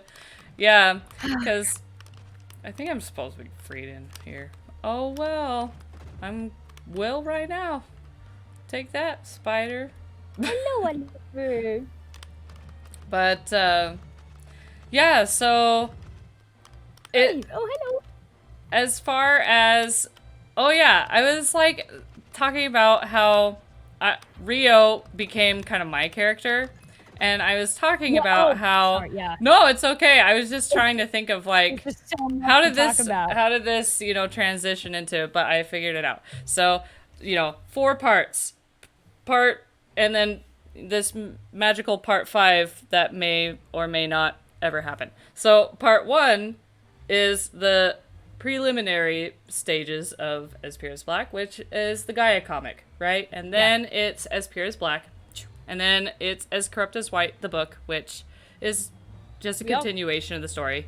Yeah. And then it's actually, like, we call it Master Will, and which also is the alternate, like, As Corrupt as White, and also just, it's just everything that's after As Pure as Black, but like we don't make it so that it has to happen in sequence. We just like get an idea and then we just like would role play it. So it wouldn't actually have to be in chronological order. There were huge gaps in the story, and we just kind of, and this was like, this is spanning from, of course, Will's a teenager, right? Well, this is spanning like until Will like dies, basically, like the end of Will's life. Yeah, no, literally. Yeah. So that's how it was wild. long of a time period Master Will covers. So of course it's not all fleshed out by any means, because we just kind of pick and chose. A lot of time skips.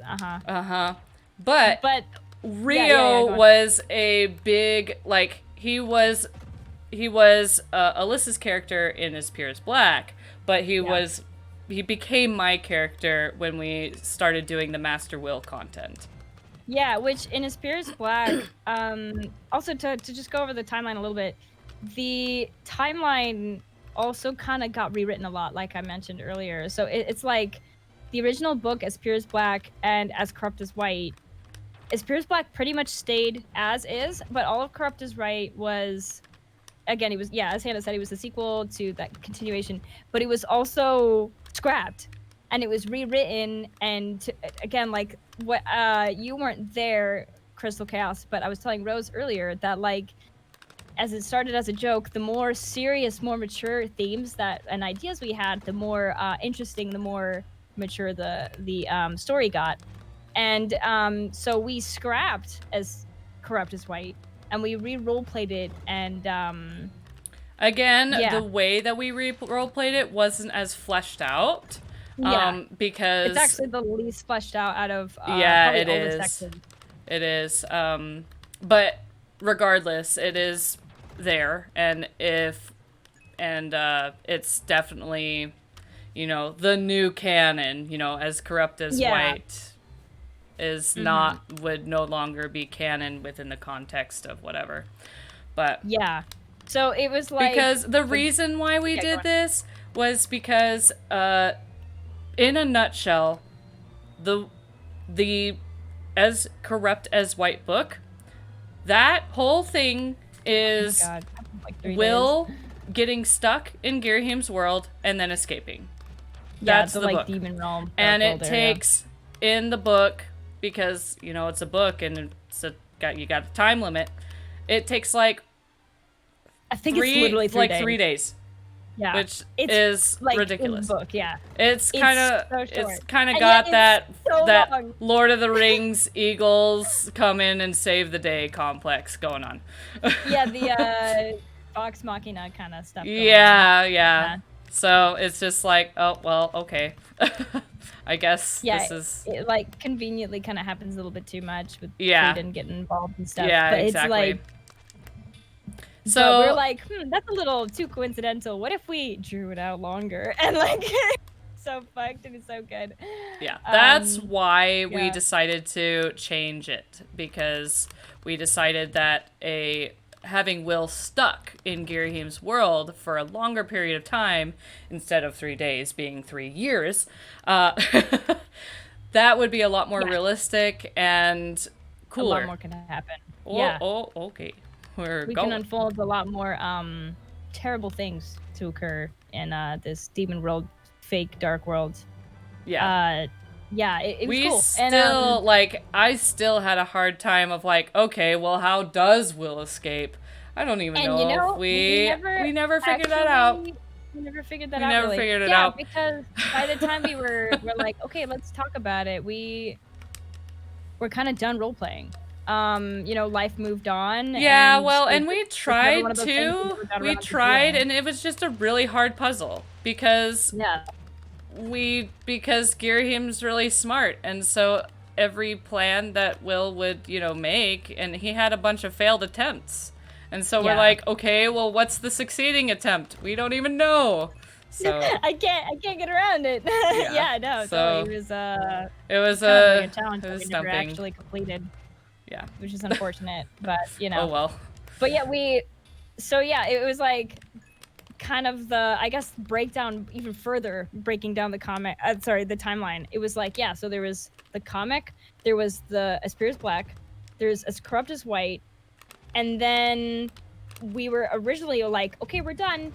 That's cool. And we were kind of satisfied, or at least for the beginning. And I remember you were dropping me off at my house, and it was late at night. And we were chatting outside, sitting on the trunk of your car. And I'm like, hey, what if, hypothetically, Will marries Kara, becomes king, and say Girahim somehow gets detached from Demise and needs another master? What if, hypothetically, Will became Girahim's master, just for fun? Like, he'd be so good, under the rule of a king, as he's used to. But what would happen if it was under a human king that he's very familiar with and friends with?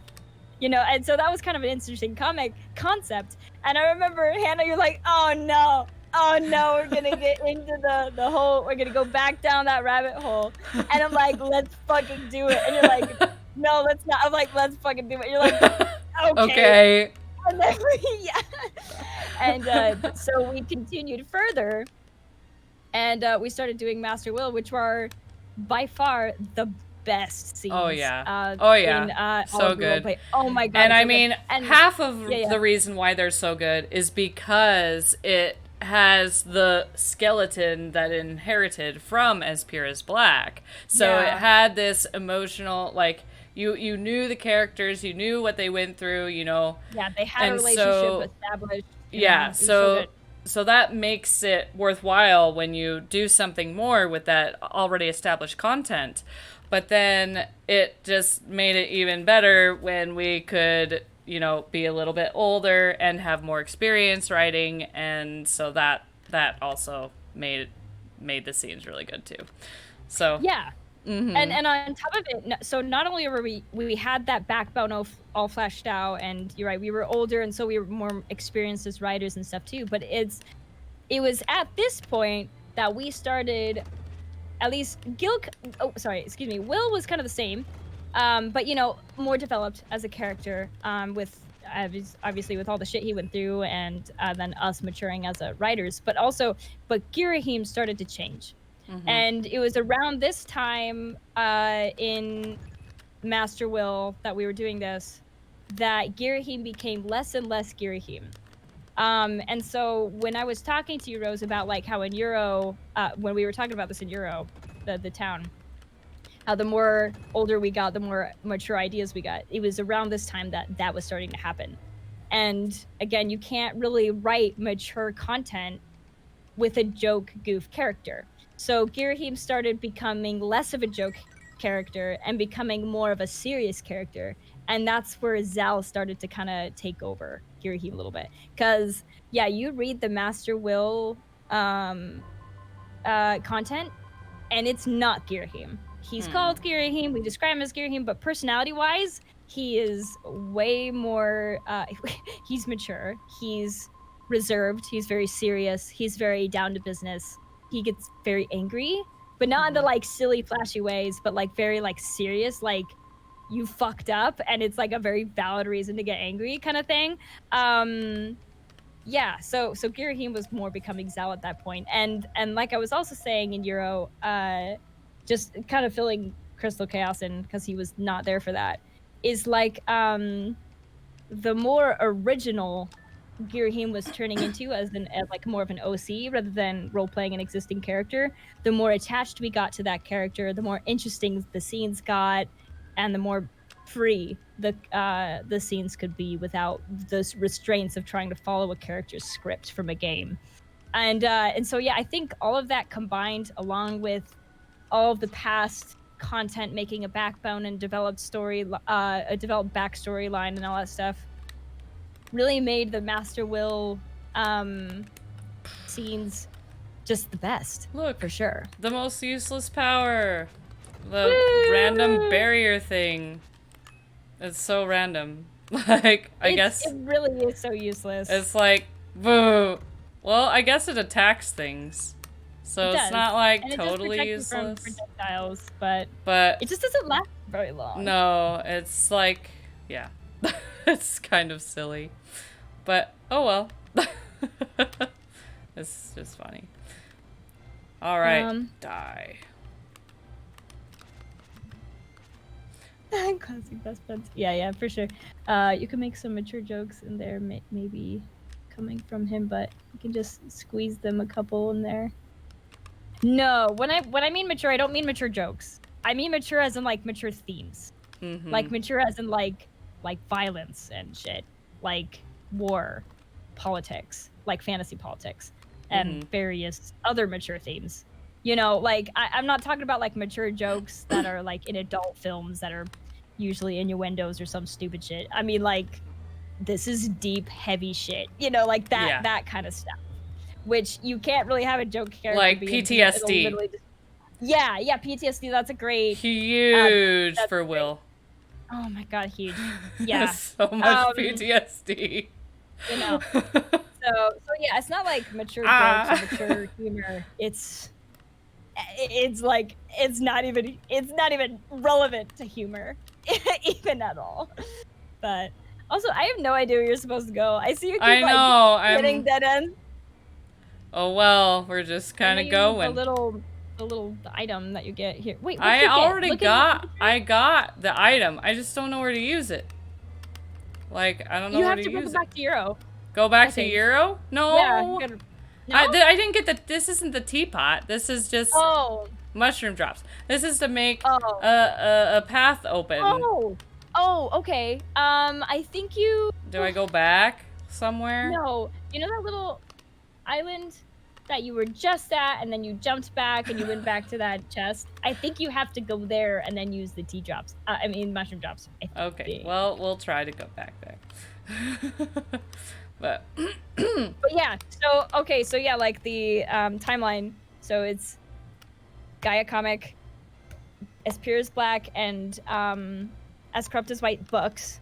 Then we did Master Will, and it was so bomb-ass diggity good and so dark and mature, and we're like, wow, this is so separate from everything else. So let's okay, I guess it's not there. I'm sorry, I tried. No, it's all good.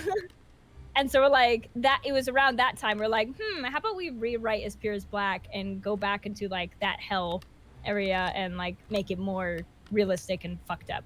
And we're like, okay, so we did the rewrite to As Corrupt as White, and Master Will interchangeably back and forth kind of around the same time.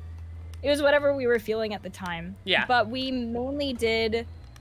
So yeah, it was like there was this separation between the old, really rough joke stuff versus the new, more real story, more mature stuff. And so yeah, we kind of went back and redid I guess, kind of a rebirth of his corrupt as white. But we kept Asper's black practically the same. We didn't really touch it. Yeah. Yeah. That remained canon. Yeah. So, and as there's so much as Master Will stuff because they were just the best scenes. So of course, if it's the most fun to do, you're gonna do it the most. Yeah, as well as, I mean, you got 3 years of, like, basically Will being imprisoned and in confinement versus, like, you know, however many years. I don't know, how long would Will have lived and been king and stuff? Like, if he's 30 and then lived till, like, at least 60, that's like 30 years being, you know, not generous to, like, put content in. So that just... horrible. Terrible shit happened to Will. Yeah. So... Yeah.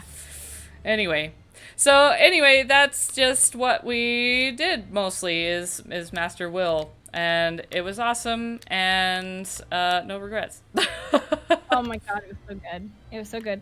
And yeah, if you're going for mature themes like politics, whatever, you need to understand the real life thing to put it on a story to sound right. No, you're right. You are right. And that was the reason why Girahim didn't fit as a joke character anymore. Because we understood how hefty and thick and deep, like crazy deep shit, a lot of the stuff that we were writing now, a goof character would not make sense. And that's why we kind of made him more serious. It's funny because, like, as a writer, you get caught up in what you're writing. And there was a period of time where, so there was a question that was posed to Will, to Will as Girahim is his master.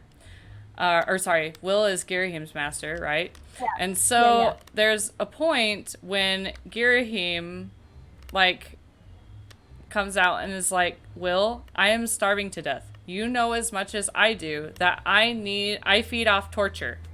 That's pain. That's how I get my nourishment. If I do not do this, I will waste away. And which also, that's not canon to Skyward Sword. That's not canon. That's like our own thing that we made up. That's totally our own. That's original 100% our own thing. Which carries on to Zelda because it's not at all Zelda related. Yeah. We have no idea how fucking Girahim from the game eats, but we thought it was a really cool concept. And so we went with it. Because like when Will became, because again, like Girahim was becoming less Girahim. We were starting to make him more original. And that was one of the original concepts. Girahim, aka Zal, at this point, he feeds off of pain, and in order to get the most nutrition from that energy, that pain, is by drawing out pain to his victims, which is the best way for torture. Because if you kill somebody quickly, the pain is very brief. You don't really, if you feed off of pain and that negative energy, you're not going to have a really good meal. But you will if you draw it out over a long period of time. So that's why torture is Zal's way of nutrient. So yeah, he's a demon. He's fucked up. He's meant to be. And so Will was posed with this conundrum of Girahim went to him and was like, what is your status on me torturing people for nourishment? Because I know that you don't like it, but I also, I'm your buddy, I'm your friend, and I'm dying. I'm dying because I can't do this right now as per your orders.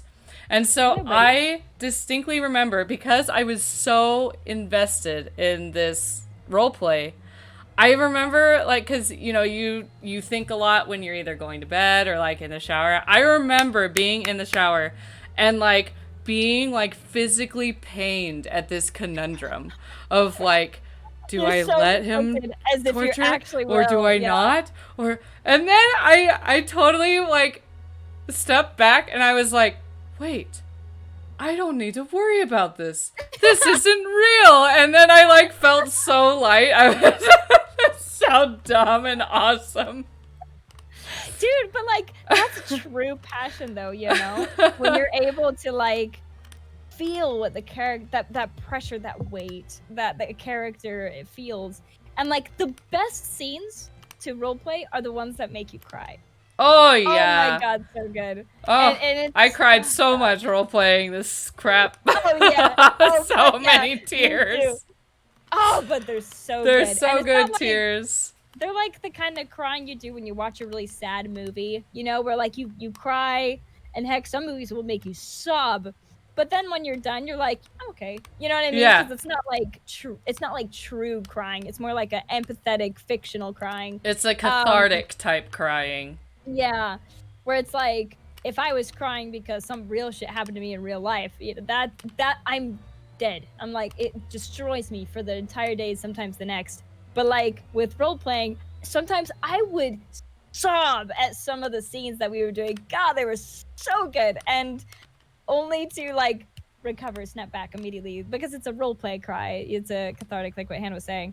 And you know but it's not real. So Yeah, it doesn't it's all fiction. stick with you. You can leave it at any time, you know. Like, yeah, you're always thinking about it, but you can do like what I did, like, wait, this isn't real, and then you feel better. Yeah. So what did Will do? Oh my god. So So he said no torture. He said said no. he said And no, then and it just oh that my God, made it's so the sad. conflict like even crazier, and it was crazy, and it was crazy, guys. It was crazy. It's wild. It's crazy. Yeah, it's we also kind of split the timeline even further. We're like, okay, well, what if we roleplay concepts where Will said it's Also, okay? I'm so lost right now. I'm like Yeah. so Oh, lost. man. I'm like near the sorry. beginning again. I'm like, where the heck is this stupid Oh, no. pot thing? I think you need to find a loose end. You see how all the ends have like the purple But tops? I did. Oh well, because I used the thingy, the mushroom, and I created a thingy, but then it like led me back to here, ultimately, Oh. and then I feel like I was supposed to have like gone. Wait, do you need to be Will again? And you need to do the spinny thing again? Maybe. But I'm Frieden right now, so how the heck can I go and do that? I don't know. Anyway. I don't know. Well. Sorry. But yeah, so we role played seldomly, but we did like two versions where like, okay, what if Will said yes? And then what if Will said no? And the one that he said no on was the main one that we expanded upon because it was more conflict and it was the most entertaining to write. But there was a point where it was like, well, we were thinking when Girahim, aka more Zal at this point, because again he was very not Girahim at this point. But yeah, it's like Zal / Girahim was starting to waste away, and Will felt bad, and he's like, okay, what if you feed on people that are, that are like bad, or people that, are like murderers or some shit, kind of the whole like, that vampire, that good vampire concept where I'm not talking about like Twilight vegan vampires that feed off of animals. I'm talking about like the vampires you see in some of these shows, like I think Supernatural, where they only feed on like bad people like that. And so Will would make an exception, and so we role played a little bit of that, and Will, Gary, Zal, whatever, was fine, and it was pretty much okay. But yeah, the one we more expanded on, because again, it was more conflict, it was more interesting, was if Will said no. And I remember, Hannah, you were like, well, I don't know if it's in Will's character to just see his closest friends that he's been through the deepest shit with to just suffer and waste away and be okay with that. And so we had to kind of fill in a pothole of like, okay, well, what if, because you're right, like Will isn't that kind of person that's just so cruel like that, but also at the same time isn't cruel because it's also at the expense of other people Moral that are being tortured. quandaries. The So reason it that was- this roleplay was fun is moral It quandaries. it was so conflicting for the characters. So we're like, okay, so they're connected, master and servant. What if Girahim being a demon connected to a human is starting to corrupt Will? And that kind of would explain the malice Will would start to grow with feeling like Enemies, I any- haven't been here. Yay. any- Oh my goodness. But yeah, so we were thinking, oh, hello. Oliver! Oliver, I think he's hungry. I need to feed him. But yeah, so we were like, okay, well, what if we make Will more corrupted because he's connected to Girahim, which is darkness and demonic, and that was starting to literally corrupt Will a little bit because they're connected. They're like sharing energy and shit. Which would explain why Will would keep his answer as no and not change it later on. And so Will, as time went on, As well as it did kind of so the sword corrupting and making his altering his mood and feelings and mindset, that isn't a factor, but also Will has severe denial issues. he does. He Yeah. like And if you he see that picks a in thing, game. you do see that in the game because he Yeah. is in severe denial that his father is dead. Yeah. Even though So the all whole the game, he's like, signs maybe are I'll like, find my father. I'll find my father. Maybe I'll find him. And it's like, Will, your father is dead. He's been gone for years. yeah. You know. So yeah, that was one of the personality traits from the game that we expanded on. Yeah, so So- because, that would add to why he was willing to not let Girahim torture and to, like, see him waste away before his eyes, even though he was, a great friend. He's a great friend at this point. It's like he's in such denial that he is the reason of his suffering. He's in such denial. Will is. So. Yeah, because Will's in this really tough position where, so he's Girahim's master at this point, and also he's king. So he also has to be good to society and people, his his people and all that shit. And which is already rocky as it is having a right-hand man as a demon. Yeah. So it's not the most solid between king and people. There's a lot of skepticism and all that stuff, and that's where it kind of gets a little bit more political in a fantasy way. But anyways, it's like there's a lot of pressure on Will, and because he was essentially a peasant, I guess. He wasn't trained to be a king like the Queen Kara was supposed to be, which she obviously did because they were married. But it's like Will was in this tough position, at least specifically just with Girahim, not even talking about all the like political king's shit and running a kingdom, but it's like because he's master to Girahim, he felt like anything Girahim would do was on his hands, like he was responsible for it. So if Girahim were to feed and murder and torture in order to feed, he felt like that blood was on his hands, not Girahim's. Mm-hmm. And so he couldn't bear to have that blood on his hands. So in the timeline, he said, yes, it took years before Will was like, okay, yes, you are wasting weight. I see that. Okay, you can feed, but only on bad people. Where in the timeline we mainly expanded on, where Will kept his answer as no, we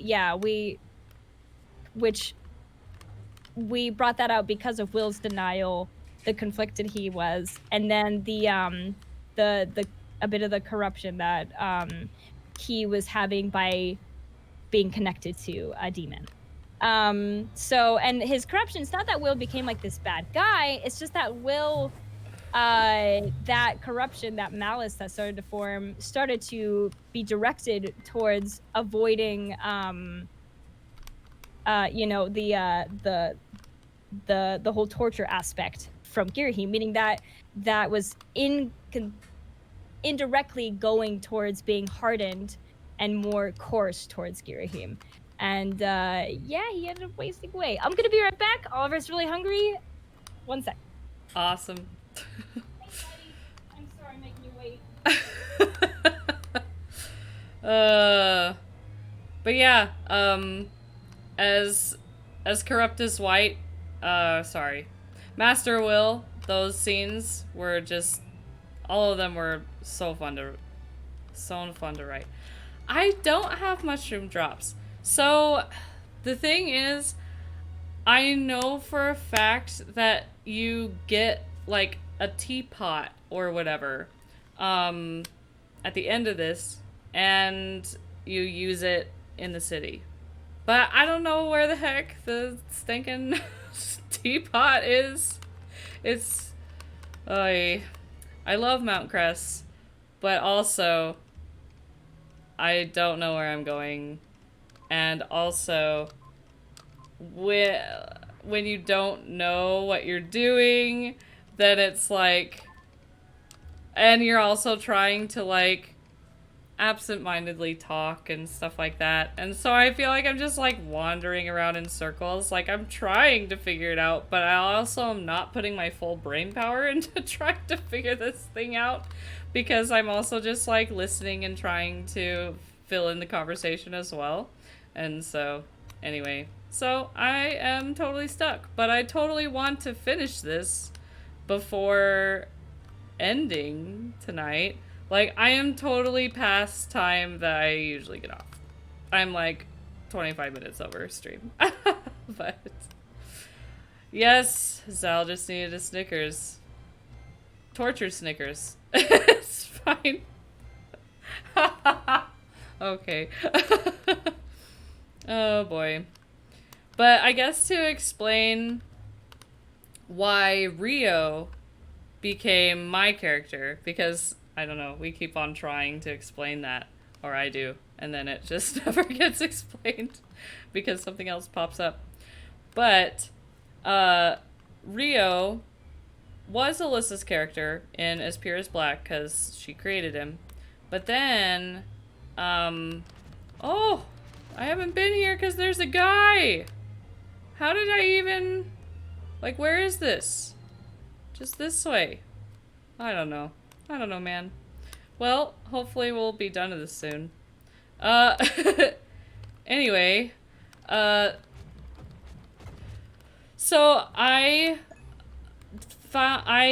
thought of, like, ideas as far as Rio goes, as to, because in As Pure as Black,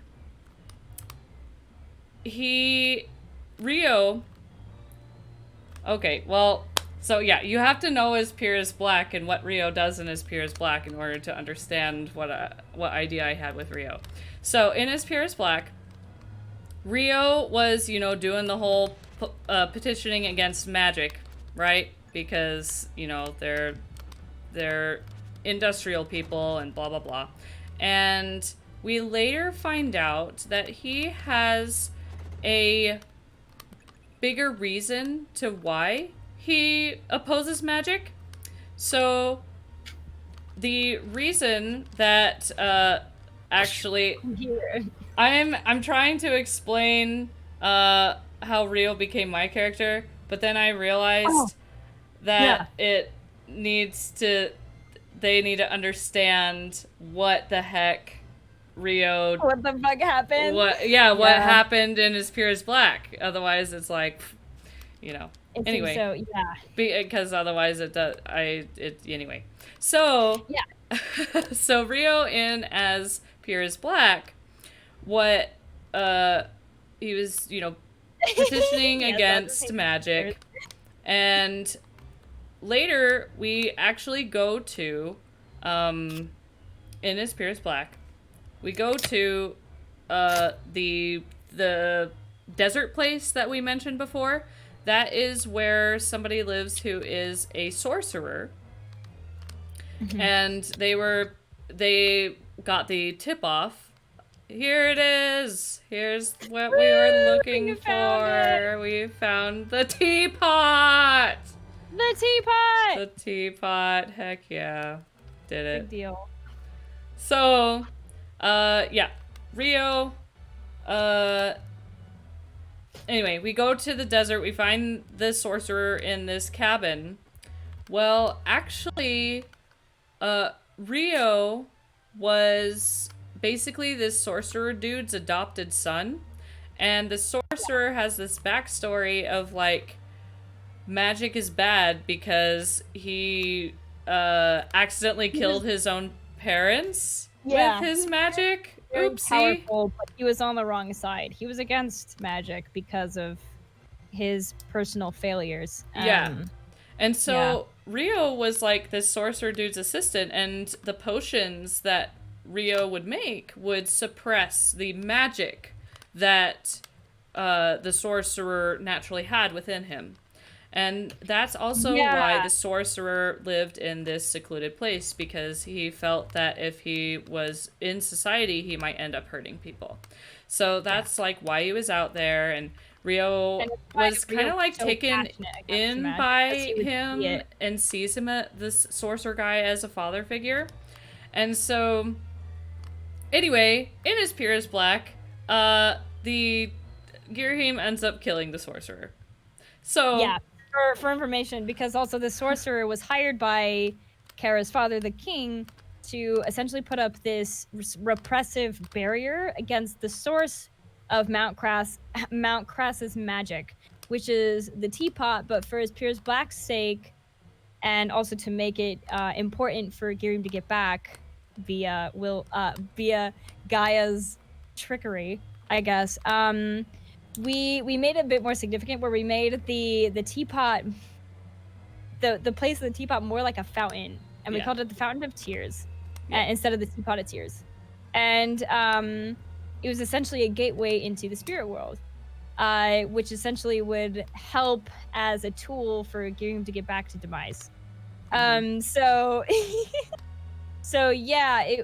by cutting off the spirit world to the mortal human world, Earth, or whatever, which a lot of magic comes from the spirit world, it was repressing that magic and starting to kill Mount Kress, which is why Gaia is like, that's not good. We're gonna send somebody qualified to deal with that, to fix that. And so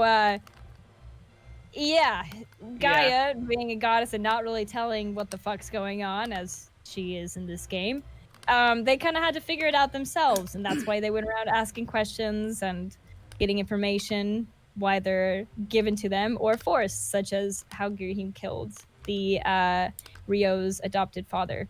Because the spell in which that we decided that the spell that was holding together the barrier that was protecting the fountain from, getting any access and having anybody access the fountain and cutting off all magic to it.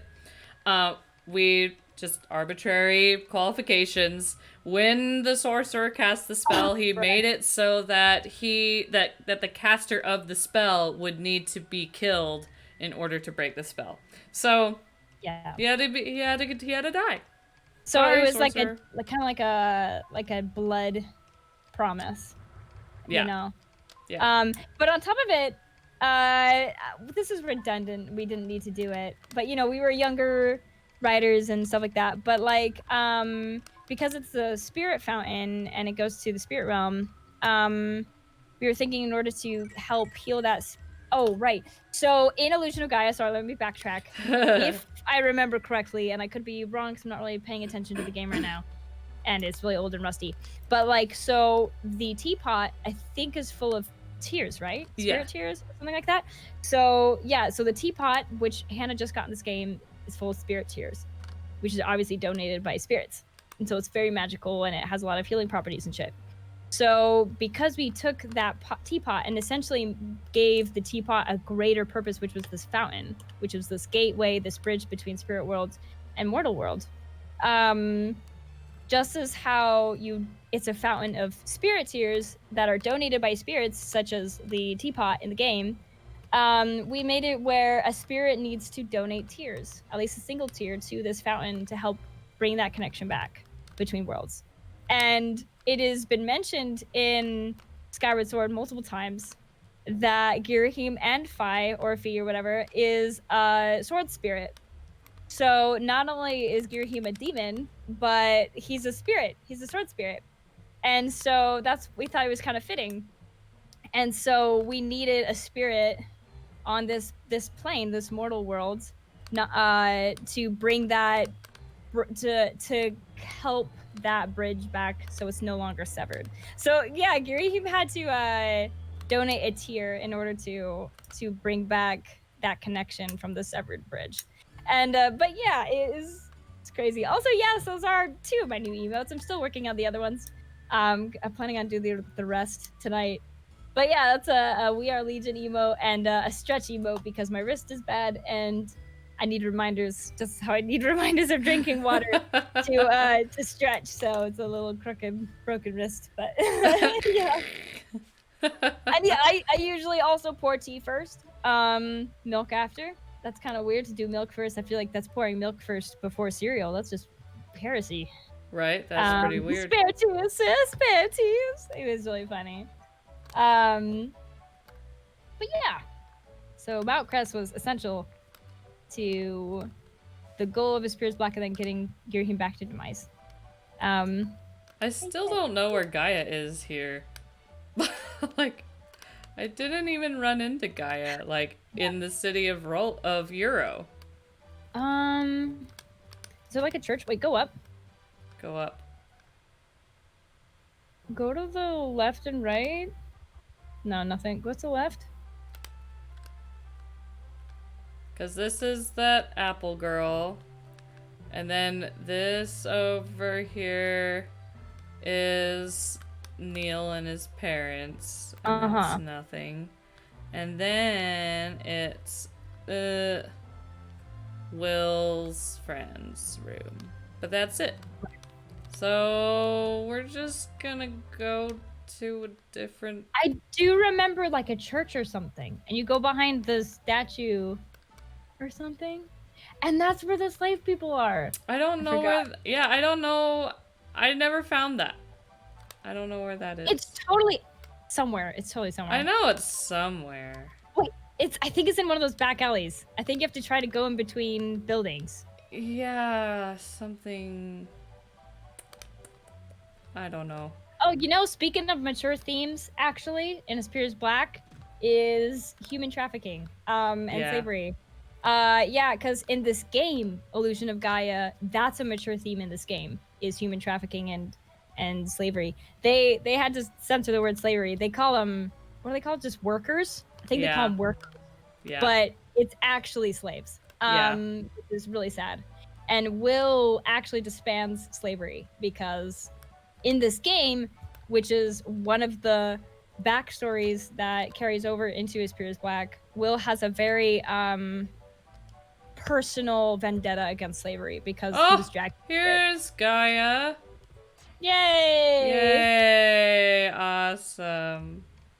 Phew. But yeah, you guys missed it. It was earlier in the Let's Play, and if you come around in 2 weeks when we play this again, we'll see more of that slavery theme going on in the game. But yeah, it's really sad. Will becomes friends with a slave. Will becomes kind of a slave in the comic because he gets dragged into it, literally. Because he kind of gets dragged into it because his friend does, and he has to rescue his friend. And so he just rescues everybody. But yeah, slavery is a really big theme in Gaia, which then made it into a really big theme in as Pure as Black. And in fact, Will becoming king became enemies from the country that was doing slavery, and they actually went to war. It was crazy. But yeah, it was wild, man. Not good butts.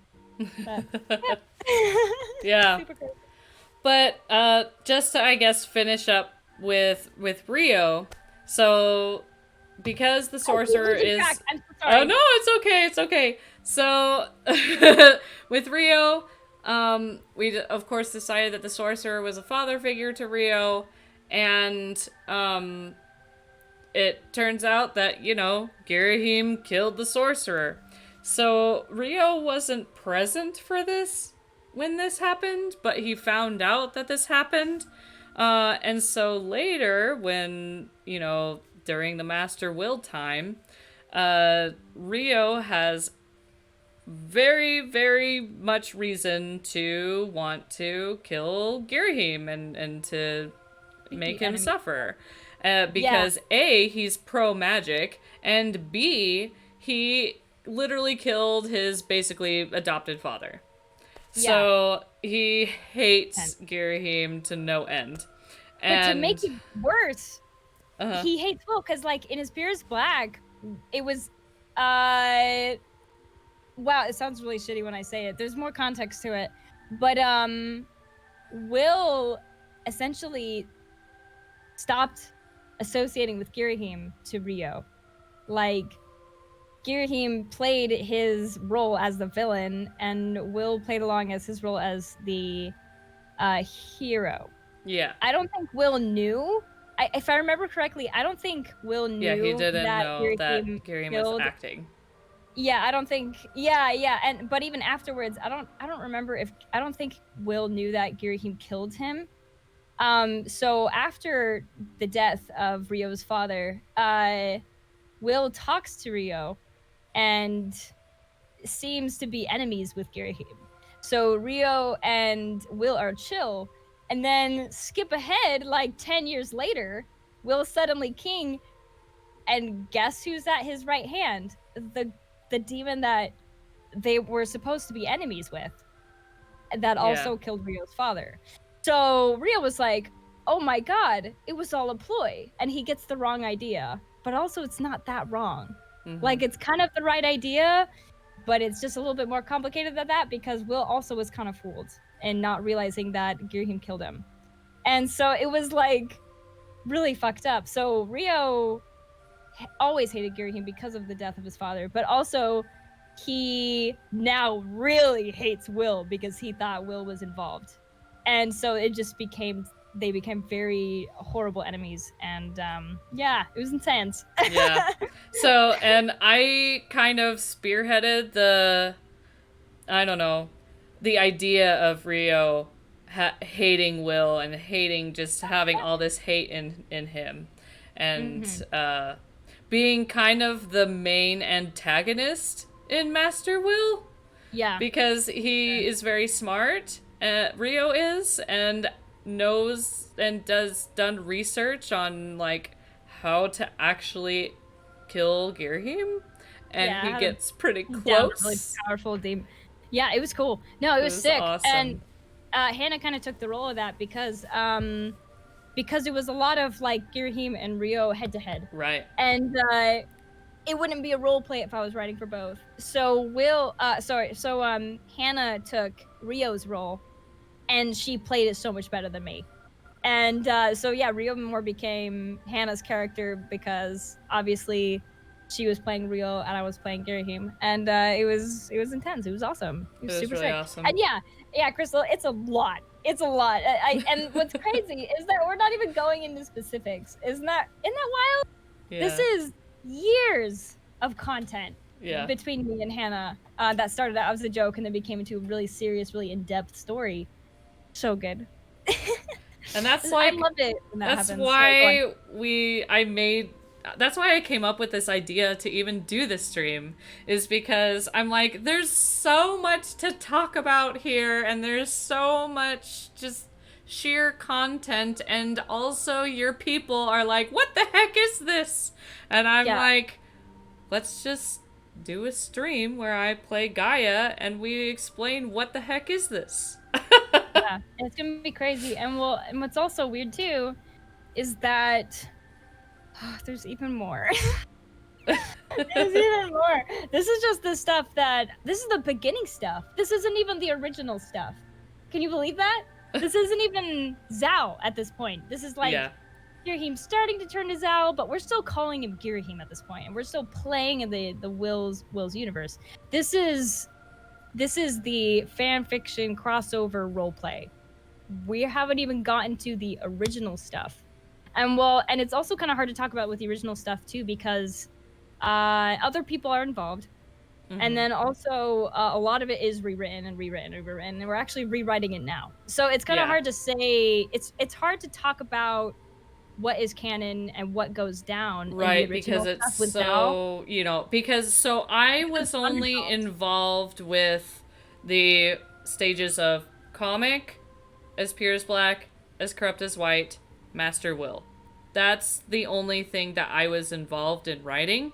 After, because see, I went on a mission, and then I went to, and then I came back, and we kind of tried to get back into role playing various times, and it just never really happened. So while that, two different ways. During that period of time when, that kind of flux of like, oh, maybe we could try role playing, and then it just never really panned out.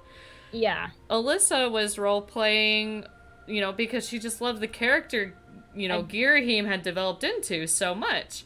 And so she was role playing. I didn't want to end it. Yeah, and so she's like, you know what?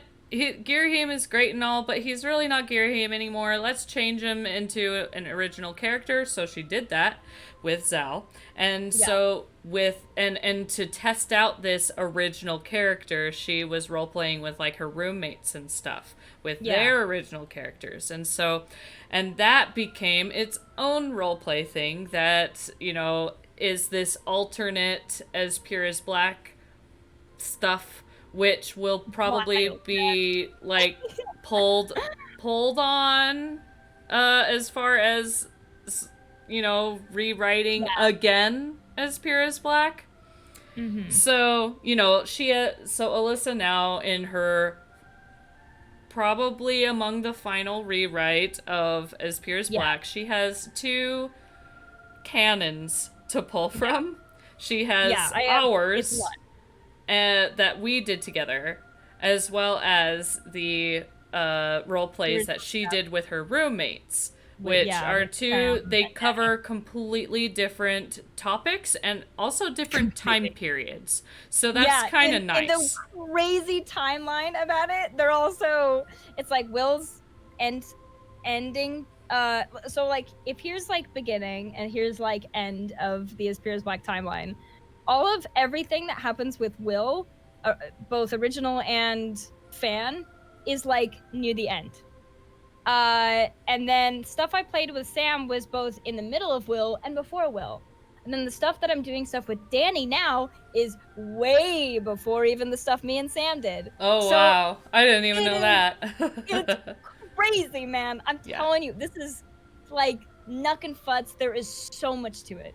It is ridiculous. It is a reason why Zal is my absolute most favorite, most developed character, is because he started out from a very place, like close to our hearts place with Gaia and this joke character, Girahim, and that became this joke that turned into something incredible and amazing.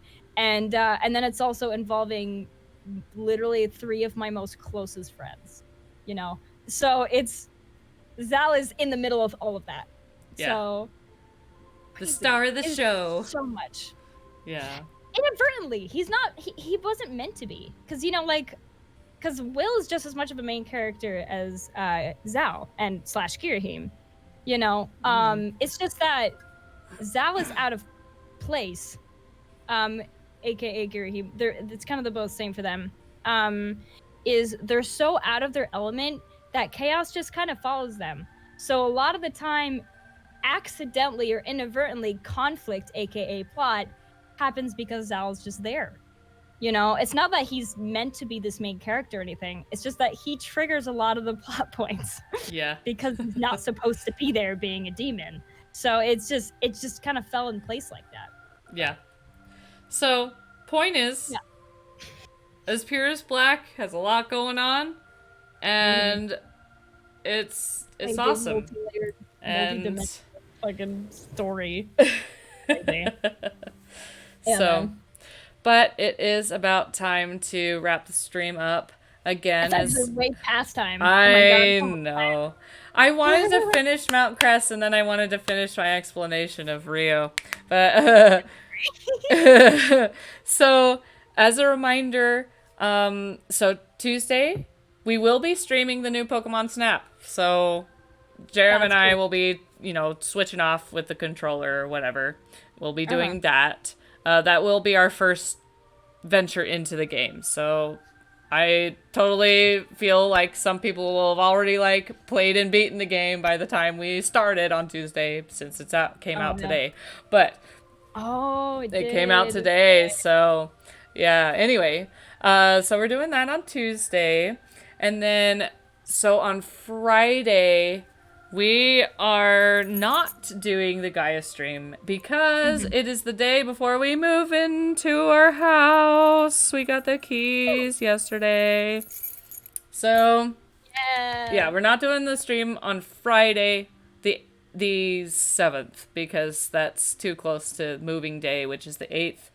And then we will do more Pokemon Snap on Tuesday, and then continue the stream on Friday after the 7th, which is the 14th, I guess. So that'll be the next Gaia stream, and we will be featuring we will read from As Pure as Black, like the books, a little bit. We'll give you a little taste. I think it would be maybe even cool to read maybe some Master Will shit. Yeah. Just because it's so much better. Oh my god, it's better. We'll figure out, because we have an idea, of course, of what we want to read for As Pure as Black, which is the scene with the two old researcher guys in Euro, and Will and Gary. It's really funny. And it's a funny scene, and we are there right now in the game, and so anyway, and we've already been through Mount Kress, which also kind of fits the canon of As Pure as Black. So that's just a really good scene to read at this time, and wouldn't take too much context to know what the heck is going on. So we'll just have to figure out what scene would work best to read for Master Will. I guess and it's also tough with Master Will because context is important, which is I guess one of the reasons why it was kind of good to explain some of that context today. But it's so much. It's so much that it's really hard to fill you in on all the context that you need to know to actually understand what the fuck is going on. So I don't know. I would like to read a Master Will thing, but also, Hannah, you bring up a good point. We have to go through, and we can't just pick a random scene. We have to go through decide. Yeah. You know what I mean? As well as how spoilery do we want to be type thing. Yeah. Because I'm sure that you'll pull some of because they're some of the better scenes, some of those concepts. I just don't want to completely spoil anything. But it's also really hard to determine what is spoilers, though. because it's going to change. So the canon is. It's really hard to tell what is when and what is what until it's tackled with me and Danny when we go in and essentially, quote unquote, rewrite Will's portion of the story, but with her own character that is not going to be Will. It's going to be a completely different character with a completely different whatever the fuck. So it's I don't know. I don't know what's a spoiler. Yeah, that's you know true. What I mean? It's a little rough. So we'll figure it out, but yeah, we're excited. I'm excited to read from the book next stream in 2 weeks. So we're gonna be laughing so much. It's gonna be so funny. Anyway. So I guess we'll see you for another Illusion of Gaia As Pure as Black in 2 weeks. 2 weeks. 2 weeks. All right. Yeah. And it's so great to see you too. Oh my god, that's so great. But thank you guys. Yeah, we're glad that you're enjoying the stream. So, again, if you have, think of questions, then, feel free to drop them in the chat and we'll totally answer. But And also, as far as question goes, they don't have to be these big plot point questions. They could literally be something so silly. They could literally be like, okay, what's Zal's / Kirihim or either or, because they are two different people. It's, you know, but it's like, okay, what's Zal's favorite physical food, even though he feeds on pain? You know what I mean? Like, if he could eat a physical food, like human food, what would it be? You know, like questions like that. If you want to ask like little silly questions like that, I'm about it, man. I'm all about it. So, yeah, it'd be fun. Well, But Will likes oranges.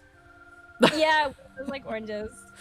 Because And, earlier in the game, he gets scurvy, and then we decided in the comic that he got fed oranges to cure his scurvy, and he's like, actually, oranges are amazing. And then he eats oranges, peel and all. That's what we've kind of just decided. Yeah, so Zal likes tea. It wouldn't be biscuits though, it'd probably be something sweeter. It'd probably be cake or something. Because he doesn't really like a lot of human food unless it is really sugary, because it's so different. But also though, it's not because he's fancy. There's that used to be the reason until very more recently, some of the stuff me and Danny role played out, which is again way far out in the past. There's actually a reason for it now, and it's so sick. Anyways, yeah. So yeah, now you have me curious. I know. Dang it! Oh no! Now I know how Rosa, Zuko, and Crystal Chaos feel of like, what? What the heck? Why aren't you telling? What is it? You will never know. Dang it. Yeah, sad. Okay, he likes tea and cake. And then or tea / any kind of sweet dessert. And yeah, there's a reason. It's gonna be great. But it is officially a spoiler, so I can't. Did you know that Alyssa used to work at Godiva? Yeah, Godiva shakes. Dude, Godiva shakes. They used to be better. Now they're lame. They're lame. Why are they lame? So Godiva had chocolate elixirs, which then turned into truffaladas. And there was so much calories in a single cup. And I'm talking, these are small cups. They're not like these big McDonald's cups. They're small, okay? There was so much calories in these tiny little cups, which you only needed a tiny cup because it was so rich. It was so much. That the company was forced to start putting the calorie counts like publicly, like not just in the back or not when people were asking. And it was so like, oh my god, there's like 800 calories in that one cup. That's like half of my entire days of intake for calories. That's crazy. You know, that they made kind of like a truffalata light, which is now called chocolate elixirs again. So it doesn't have as much shit in it. So if it tastes very watered down compared to what it used to be. And in my opinion, not worth it. It does not taste that great. It's healthier. Whatever that means, it's still dessert. Yeah, but, what do you go to Godiva for? To stuff your face with all sorts of calories you're not supposed to have. So crazy. But you know, also working at Godiva, it's people have a very I learned that people have very funny concepts on what saves on calories. So like really? oh my god, yeah. So like sorry, the stream is never ending. It's a funny story. Let me just talk about it. Yes. So really quick though. It's so our most our highest calorie truffalata at the time before they made it watered down and lame was our Oreo cookie truffalata. And I think it had about 850 to 900 calories in that one cup. And so people would order it. And some of the people there was this one guy that would come in and order it pretty regularly because it was his favorite. And so we always ask the customers, do you want whipped cream? Because some people don't. So you always have to ask. And so I asked him, I was like, okay, do you want whipped cream, sir? And he's like, oh, no, I'm trying. I want something sweet, but I do want to kind of watch my figures. So no, thank you. And I'm like, okay. Sure. To give you an idea, the amount of calories in that small little dollop of whipped cream that we put on the thing is maybe like the equivalent of 10 calories. Not even. It's tiny. It's like comparing $100 bill to like pennies. You know what I mean? If you want to really watch your figure, just don't have the truffalata. You shaving off the whipped cream isn't saving you anything. It's crazy what people think. I don't know. It's whipped cream is literally air. It's whipped milk with sugar in it. It's not a lot. So it was just really funny to me. That's so funny. If you put a figure, you think getting rid of whipped cream is gonna help? No. What a funny concept, but yeah. Anyways, yeah. Oh wait, your mom used to buy shakes from there. Oh, the strawberry one. Yeah, that's a classic. Good stuff. Good stuff. Yeah, dude, the Oreo one was really good. I'm so glad I worked there though, because now I know how to make them. But Ooh. yeah, I really want to get rose syrup Secrets. so that I can get the raspberry rose 90th anniversary truffalata that it was a temporary time offer thing. It was my favorite thing ever. Oh my god, it was so good. But yeah. So I guess they don't have Godiva over on the other side of the world. yeah, it's Belgian chocolate, so they're very specific on where they are. Yeah, but yeah. Anyways, sorry, it's 10 o'clock. no, it's pretty late. But all right, I'm tired. This has been awesome, though. Thank you so much for joining. This is Common Tenacity signing out. Woo! Bye, guys. Bye.